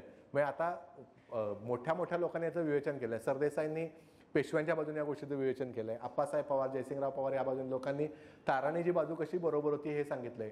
त्यामुळे आपण आता ते म्हणजे निरक्षीर विवेकानं हा निर्णय घ्यायचा आहे की इथं राजकारण म्हणायचं का ती आपण हे म्हणतो की आपण काय म्हणतो की काही त्यात व्हॅल्यू न ठेवता एखादी गोष्ट करणे. तशा पद्धतीने या गोष्टीकडे बघायचं. म्हणजे आपण मग असे म्हणालो की कारस्थानी कटकारस्थानी म्हणायचं का राजकारणी म्हणायचं, हे दोन्ही एकाच नाण्याच्या दोन बाजू आहेत. आपण कुठल्या बाजूने बघतो तसं असते. मी माझ्या बाजूने बघत असेल तर ते राजकारण असते, दुसऱ्याच्या बाजूचं असेल ते कटकारस्थान असते. तर त्या बाजूनं आपण ह्या पद्धतीनं आपण ताराण्यांच्याकडे बघायचे. आणि ही आता ताराण्यांची समाधी आहे, आता ही थोडीशी सुधारली आहे. ही अगदी आता वाळूत दडलेली वगैरे आहे. ताराण्यांचं शेवटचा काळसुद्धा साताऱ्यातच गेला. मगाशी मी म्हणालो तसं की 2 शिवाजी महाराजांच्या सुना, दोन्ही कर्तबगार, दोघींची आयुष्यातली 30-30 वर्ष कैदेत गेली. तरी त्यातल्या ताराण्यांना थोडा एक काळ मिळाला, म्हणजे एक फ्लॅश मिळाला. शेक्सपिरियन जे ट्रॅजेडीज असतात तसा एक तो जो सुवर्णाचा काळ आहे मराठेशाहीचा, तो ताराण्यांनी बघितला, म्हणून त्यांचं आपल्याला जास्त कौतुक वाटतंय. आणि हे जे कवी देवदत्ताची जी कविता आहे ही खरंच सुंदर वर्णन केलं आहे. म्हणजे ताराबाईंच्या बघते दिल्ली बेतीच्या तख्ते, खचो लागली ते विभते, कुराणेही खंडली. म्हणजे इस्लामचा जो प्रसार होता तो कमी झाला, दिल्लीचं सिंहासन खंडायला लागलं, म्हणजे त्याला हादरे बसायला लागले, त्याला तडे जायला लागले, असं इथं म्हटलेलं आहे. आणि हे शक्यतो ह्यातलं जे 2-3 दुसरं आणि तिसरं कडवं आहे ते वाचायला मिळत नाही. निरंतर चाल केली, पातशाही तळा नेली, दिल्लीची लज्जा गेली, इंग्लंडच्या यवन गळाला, हे म्हणजे ताराणीला अगदी शोभणारं वर्णन आहे. म्हणजे आता आपण मगाशी म्हणालो तसं की कसं बघतो त्यावरती अवलंबून आहे. तुम्ही रणरागिणी म्हणाल का एक चलाक राजकारणी म्हणाल, हा सगळ्यात शेवटी तुमच्यावरती सोडलेला हा प्रश्न आहे. तुमचे काही प्रश्न उत्तर असेल तर आवर्जून उत्तर द्यायला मी तयार आहे. प्रदीर्घ 1681 ते 1760, जवळजवळ 80 वर्षाचा इतका इतिहास एक 1.25 तासात सांगणं. आणि ती जी रॅपिड फायर राऊंड असते कसं काहीच तुम्हाला वाटलं असेल. ताराबाईंचं वैशिष्ट्य म्हणजे मी यशोधनचं कौतुक यासाठी करतो कारण एवढ्या मोठ्या इतिहासामध्ये एक व्यक्ती, ताराराणीचं वैशिष्ट्य मी तुम्हाला फक्त या एवढ्याच्यातलं जे आता म्हणतो की गोष्ट तिची मध्ये ती काय आहे या ताराराणीचं तुम्ही काय बोलता. तर इतिहासातली ताराराणी ही ती व्यक्ती आहे, ती आहे ज्या तिने अतिशय वेगात बिजलीसारखं आसमंतात जाऊन तेवढ्याच स्पीडली दळणीवर येईल. राजकारणामध्ये अतिशय उंचावरती पटकन जाणं आणि त्याच्या दुप्पट स्पीडने खाली येणं रसातळावर. व्यक्तित्व म्हणून, राजकीय म्हणून मी मुद्दामून एक सांगतो की इतिहास अभ्यासकांनी इतिहासाचा अभ्यास करताना चांगलं आणि वाईट या दोन्ही गोष्टी मांडतात. ती व्यक्ती काही ठिकाणी ज्या वेळेला स्वराज्यासाठी औरंगजेबाशी झुंजली त्यावेळेला तिची सगळी पत्र जर आपण काढली तर त्या सगळ्या पत्रामधली तिची जी विजिगीषू वृत्ती आहे, म्हणजे मी काहीही झालं तरी देखील स्वराज्य या माणसाच्या घशात जायला देणार नाही. आणि त्याच्यासाठी ती उत्सुकीपणाने सगळ्या सैनिकांना, त्यांनी मगाशी छान सांगितलं की एकाही माणसाकडे काय शब्दांखेरीज काय आहे, पैसा नाहीये, राजधानी नाहीये, राजा नाहीये, सगळं देशोधडीला असताना बांधणं कसं साध्य करायचं आणि ते देखील एका सम्राटाबरोबर, त्याचं उत्कृष्ट उदाहरण उत्सुकतेगिरीचं, एका सम्राज्ञीचं, एका नेत्याचं, युद्ध धुरंधर अशा व्यक्तिमत्वाचं एका बाजूचं रूप रणरागिणी ताराराणीचं आणि दुसऱ्या बाजूला राजकारणातलं फेल्युअर. राजकारणामध्ये आपण जर आत्ताचंही राजकारण बघितलं तर कितीतरी जबरदस्त राजकारणी हे राजकारणामध्ये त्यांच्यात राजकीय प्रचंड भूमिकेची ताकद व्यक्तित्वाची असताना सुद्धा परिस्थितीचे, तत्कालीन त्या वेळेच्या राजकीय परिस्थितीची माप असे पडतात की ते फेल्युअर. त्याच्यामध्ये व्यक्तित्व म्हणून त्यांचा अपयश नसतं कदाचित, पण परिस्थिती ज्या वेळेला त्यांच्या विरोधात जाते त्यावेळेला व्यक्ती म्हणून मोठ्या मोठ्या व्यक्ती पराभूत होतात. मला असं वाटतं की राष्ट्राला विजयी मिळवून देणारी ताराराणी ही वैयक्तिक आयुष्याच्या अखेरीस पराभूत राहिली. कारण सांगतो, हे मी फक्त शेवटची 2-3 मिनिटं जी आहे ती म्हणली ना ती एवढ्यासाठीच आहे कारण त्यांनी इतका अप्रतिम इतिहास सांगितला. त्या इतिहासाच्या कांगोऱ्यामध्ये ती काय बाहेर येते तर ती कोणाची आहे? ती हंबीररावांची नाही. पण अंबिरावांकडे जी धीरोदात्त वृत्ती आहे त्याच्यापेक्षा हिच्यामध्ये एक प्रचंड, ज्याला म्हणतो महत्वाकांक्षी, माझं मी काहीही सोडणार नाही, पण त्यातलं माझं जे ते खूप मोठं आहे, ते सगळ्यांना धरून आहे. यावेळच्या परिस्थितीमध्ये ती त्या सैन्याला ज्या पद्धतीने पुढे उत्तेजना देते, प्रोत्साहन देते, तो ज्यावेळेला आपण गुण करतो त्यावेळेला ती ताराराणी ही एका संपूर्ण सेनेची प्रमुख आहे. इथे ती सेना नाही. दुसऱ्या बाजूला एक धार्मिक परंपरा आहे हजारो वर्षांची, की राजा म्हणून वडील मुलगा जो आहे तोच गादीवर येईल, त्याचा पुन्हा वडील मुलगा येईल आणि वंश जो आहे तो राजवंश आहे. म्हणजे खरं तर जरी राज्य सिंहासनावर तरी देखील आपण रामाचंच राज्य, बरोबर. असं असताना सुद्धा मग कौरवांमध्ये आपण ते पांडूच्या बाबतीत का म्हणतो, पांडू हा दुसरा आहे. त्यामुळे भारताच्या राजकारणाचा इतिहास घेतला तर राजकीय मत, म्हणून मी म्हणतो की नेहमी नॅरेशन कुठल्या बाजूने करतात. त्यामुळे ताराराणी खरंच चुकली का राज्य मागताना. पण अगेन त्याने पुन्हा एक चांगला मुद्दा मांडला, तो मी लगेच समजावतो, की ज्या मुघल सत्तेला संपवण्यासाठी एवढं सगळं चाललं, त्या मुघल सत्तेच्या दारामध्ये त्याची मुद्रा उमटवण्याचं, आता महाराष्ट्र राज्याचं गीत आहे, महाराष्ट्र शाहिरांचं आहे, कवींचं आहे, प्रत्येकाच्या भावना. मी ना हा शब्द उच्चारत नाही. दिल्लीचेही तख्त राखितो महाराष्ट्र माझा. कशाला दिल्लीच्या तख्तावरच मी का नाही बसायचं. तर बादशहाने आमच्या बरोबर तह केला की माझं रक्षण तुम्ही कायम करायचं आणि त्याच्यावर आम्ही समाधानी झालो. त्याच्याकडून सनदा घेतल्या आणि सनदा आम्ही पुढे चालवत आम्ही खरं राजे होतो. आम्ही अख्ख्या भारतावरती साम्राज्य प्रस्थापित केलं, सगळीकडून कमावीसदारांनी आणलं. पण या सगळ्यामध्ये जी ताराराणी छत्रपतींचं राज्य छत्रपतींकडे राहिलं पाहिजे, ते पेशवे जरी मोठे आहेत, तिच्या आतमध्ये घुसमट असणार ना व्यक्ती म्हणून. बघा, ती ज्या राज्याला शिवाजी महाराजांची ती सून आहे, ती राजारामांची पत्नी, ती तुम्ही जर बघायला गेलात तर संभाजी ती छत्रपती घराण्यातली थेट आहे. असं असताना आपल्या घराण्याला शाहू राजांची जी सर्वसमावेशक भूमिका आहे ती उतरत जाताना छत्रपती शाहूराजे ज्यावेळेला जातात त्याच्यानंतर पेशवे मोठे होतात आणि छत्रपती नामधारी होतात. हा इतिहास आहे, तो आपल्याला मराठ्यांचा इतिहास म्हणून स्वीकारायचा आहे. तो घेताना त्या शाहूंच्या नंतर छत्रपती नामधारी होताना बघताना आणि पेशवे मोठे होताना ही जी स्त्री आहे जिने प्रत्येकाला लढवलं आणि ते राज्य राखलंय, तिची घुसमट काय असेल. गोष्ट तिची मध्ये आपण हे मुद्दाम तिचं व्यक्तित्व जोडायचं म्हणतो की तिच्या मनाचा विचार आपण कधी इतिहासाच्या कागदपत्रांमधून नाही घेणार. तिने त्या वयामध्ये काय पत्र लिहिली वगैरे, तिचं राजकारण आपण बघतो की तिने रामराजाचं प्रकरण केलं, ती रक्तरंजित आपल्याला रक्तविहीन क्रांतीमधनं इकडची गादी तिकडे झाली, मग मी इकडे कैदेत काय तिकडे कैदेत काय. ती शाहूराजाचीच कैद केली. कैद म्हणजे काय अगदी कोठडीत नव्हती, पण ज्याला आपण म्हणतो ती राजकारणात तिला आणि शाहूराजांनी शेवटपर्यंत तिला राजकारणात ढवळाढवळ करायला दिली.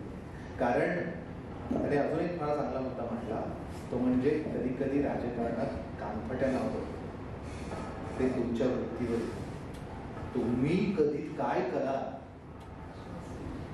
आता देखील राजकारणात पुन्हा एका व्यक्तीच्या बाबतीत असं पण म्हणतो ना, याचं काय करेल बाबा सांगता है ना. किंवा तुम्ही प्रत्येक वेळेला जर पलटत गेलात आज इकडून आज तिकडे तर तुम्हाला नाव पण पलटून राहतो. त्यामुळे तुमच्यावर विश्वास टाकताना सुद्धा लोकांची राजकारणामध्ये एक जरा आतमध्ये धाकधूक असते. म्हणजे आपल्याकडे राजकारण आहे, हरीशबाईंना माहिती आहे की राजकारणामध्ये नगरसेवक आहेत, त्यामुळे राजकारण जवळ बघितलेलं आहे.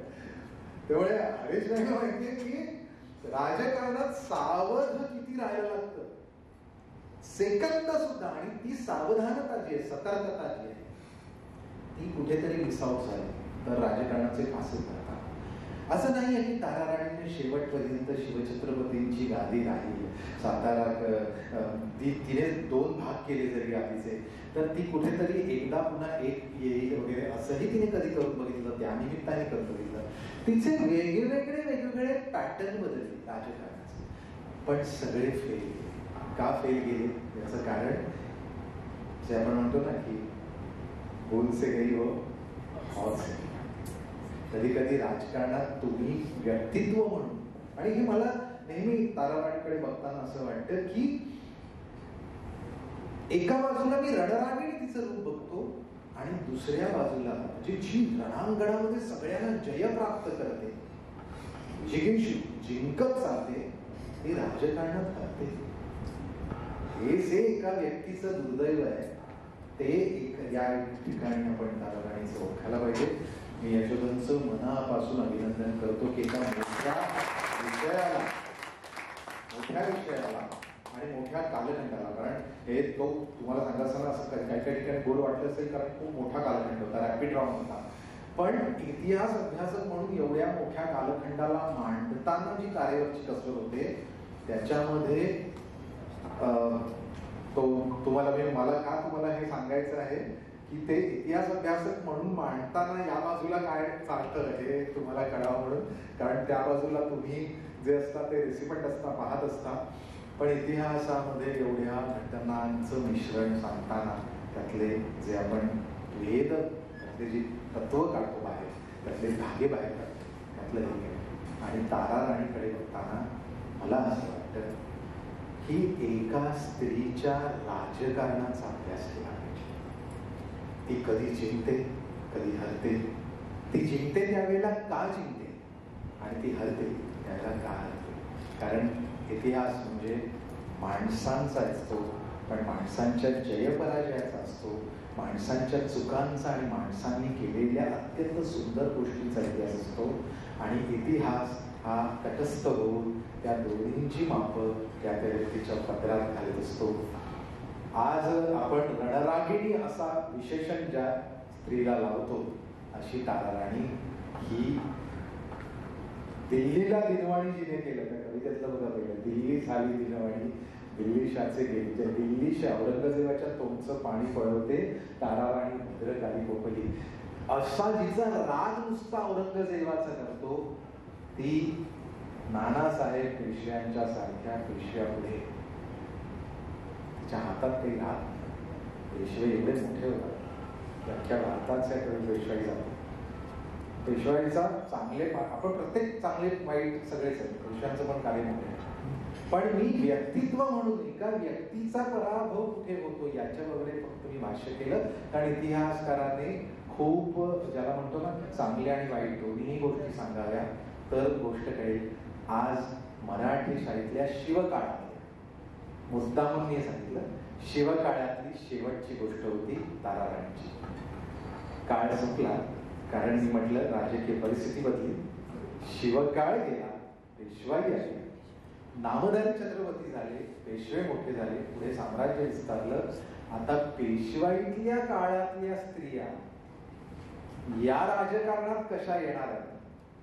त्यांनी राजकारण करताना तिचं राजकारण हे कुठल्या पातळीवर नेलं, काय सुटलं, काय मिळवलं याचा वेध आपण पुढच्या पर्वात घेणार आहोत. गोष्ट तिची मधलं शिवकाळाचं हे पर्व आज यशोधनच्या या पुष्पाने संपणार आहे आणि पुढच्या महिन्यापासून पुढे ती जवळजवळ आणि मूळ प्रमुख मी पेशवाईच्या प्रमुख स्त्रिया फक्त त्याच्यात 2 थेट पेशवाईतली आहेत, गोपिकाबाई आणि आनंदीबाई, आणि एक पेशवे कालखंडातली आहे जिचं आपण हे वर्ष 300 जन्मशताब्दी करणार आहे, ती म्हणजे अहिल्याबाई. आणि अहिल्याबाई पेशवे काळातली आहे, ती पेशवाईचं नाही तर तिचं स्वतःचं ओळख संस्थान. पण एक स्त्री म्हणून ताराराणी जिथे जिथे चुकली, व्यक्ती म्हणून, डिसिजन म्हणून किंवा गोष्टी म्हणून, परिस्थिती म्हणून नाही, त्याची पॉझिटिव्ह बाजू, एक स्त्री हातात ताकद नाहीये असं वाटतंय पण ताकद हातात ठेवून सगळं अख्खच्या अख्ख कसं सांभाळते ती अहिल्याबाईंची गोष्ट पुढच्या महिन्यात. आणि त्यावेळेला तुम्हाला कळेल की गोष्ट तिची मध्ये ती ही आपण बघितलं की मोठी विजेसारखी जी लागते ती पटकन धरणी तरी जाते, पण जी शाश्वत शिवलिंगासारखी धरणीवरती स्थिर होऊन राहते ती कैक काळापर्यंत काशी होऊन राहते. आणि आज भारताच्या प्रत्येक घाटावरचं पाणी सांगतंय की हा नाग अहिल्या दिली गेला. राहिल्या देवीकडे आपण जाणार आहोत. यशोदांचं मनापासून अभिनंदन. मी पटकन एक ज्याला म्हणूया की आभार प्रदर्शन करायला लागतो. फक्त ललितला बोलवतो की त्यांनी आपलं आभार प्रदर्शन करावं. आणि आपण पहिल्यांदा सुरुवातीला आपण नाही केलं, पण हरीशबाई आज इथे आहेत, माजी नगरसेवक या विभागातले आणि कोरली सांस्कृतिक केंद्राचे खूप अनुभवी, त्यांनी छान उपस्थिती राहिली, त्यामुळे मी त्यांचं मनापासून आभार मानतो. आणि ललितला मी विनंती करतो की आभार प्रदर्शन करा.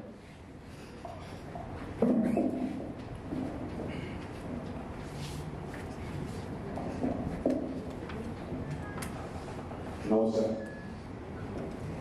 खरं तर पाणीपत हा विषय आम्हाला म्हणजे लहानपणापासून एक मोठ्या कॅनव्हास सारखा वाटतो. पण आज यशोदाजींचं जे संभाजी महाराज जात आहेत की धामधूम, आणि तेव्हापासूनचं जे मराठ्याचं स्वातंत्र्य युद्ध त्यांनी स्टेप बाय स्टेप सांगितलं. त्यामुळे रणरागिणी हे जे महाराणी ताराबाईंचं विशेषण समजून घ्यायला पार्श्वभूमी समजली आणि ते जरा जास्त ठळकलं. तिकडे ऐकताना मला काय जाणवलं. तर असे वक्ते हा जरा मोठा विषय होता. आणि बोर्लीतल्या आमच्या, तुम्ही कोल्हापूरच्या, पण आम्ही 2-4 लेख किंवा असं ठोकळ वाचलेलं असतं. त्यामुळे ते शब्द, ते प्रभावी झेलणं खूपच कठीण होतं. पण तुमच्या या ओघवत्या शैलीमध्ये आम्ही खूप बऱ्यापैकी ऐकू शकलो. आजची जी गप्पा आहे, ही गप्पागोष्टीचा जो कार्यक्रम तो करण्यासाठी भारतीय इतिहास संकलन समिती आणि बोर्ली सांस्कृतिक केंद्र या दोन्ही संस्थांच्याकडून आपण सीरीज चालू ठेवली आहे. तर दोन्ही संस्थांचे आभार. खरं तर ह्या ऑडिटोरियममध्ये जी होतो ही लायब्ररी आहे आणि रविवारी स्वच्छतेसाठी किंवा कामकाजासाठी बंद ठेवण्यात येते. तरी पण इथले कार्यकर्ते आणि सकाळचे पण आपल्याला ती उपलब्ध करून दिली. त्यामुळे बोर्ली सांस्कृतिक केंद्राच्या ज्ञानविहार टीमचं खरंच कौतुक. कारण पाऊस होता आणि मुंबईत अशी जागा मिळणे खरं तर खूप कठीण आहे. आपले दरवेळेस ह्या गोष्टी डॉक्युमेंटेशन आम्ही करतो. त्यामुळे विजयन्स स्टुडिओचे पुनील कांबळी ते स्वतः येतात किंवा त्यांच्या असिस्टंटला पाठवतात. आमच्यातर्फे त्यांचंही खरंच आभार. आणि जसं रविदादा म्हणाले की जवळजवळ 2 वर्ष आपण हे सगळं चालू आहोत आणि प्रत्येक जण मनापासून येतं, शेवटपर्यंत थांबतं. आणि मुंबईतल्या टायमिंगच्या पद्धतीप्रमाणे पण विषयात रस घेऊन लोक येतात, गप्पा ऐकतात आणि आपले प्रश्न उत्तर वक्त्यांना विचारतात. आपल्या सर्वांचं खूप खूप आभार.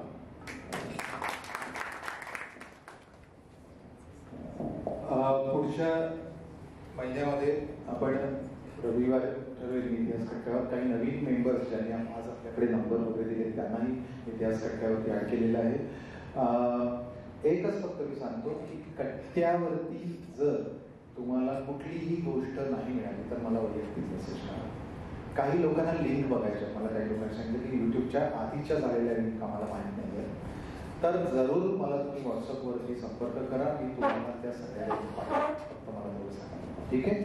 कार्यक्रम इथे संपलेला आहे आणि तुमच्या सगळ्यांचे मनापासून आभार. कारण पाऊस असताना सुद्धा तुमच्या मनात इतका चांगलं असे ढग जे आहे ते आम्हाला खूप छान आनंद. क्षमा करा, जनसेवा केंद्र हे आपलं प्रायोजक, आपलं प्रायोजक चांगल्या कामासाठी त्यांचं नाव घेण्याचं म्हणजे क्षमा करा. जनसेवा केंद्राच्या पोलीस संस्कृत केंद्र आणि भारतीय संकलन समितीकडे जनसेवा केंद्राचा खूप खूप आभार. आणि मला आनंदाची बातमी वाटते की आज मला इतिहास कट्ट्याचा जो ग्रुप आहे त्याचा जो ग्रुप आहे व्हॉट्सअप त्याने आज 400चा टप्पा क्रॉस केला. धन्यवाद.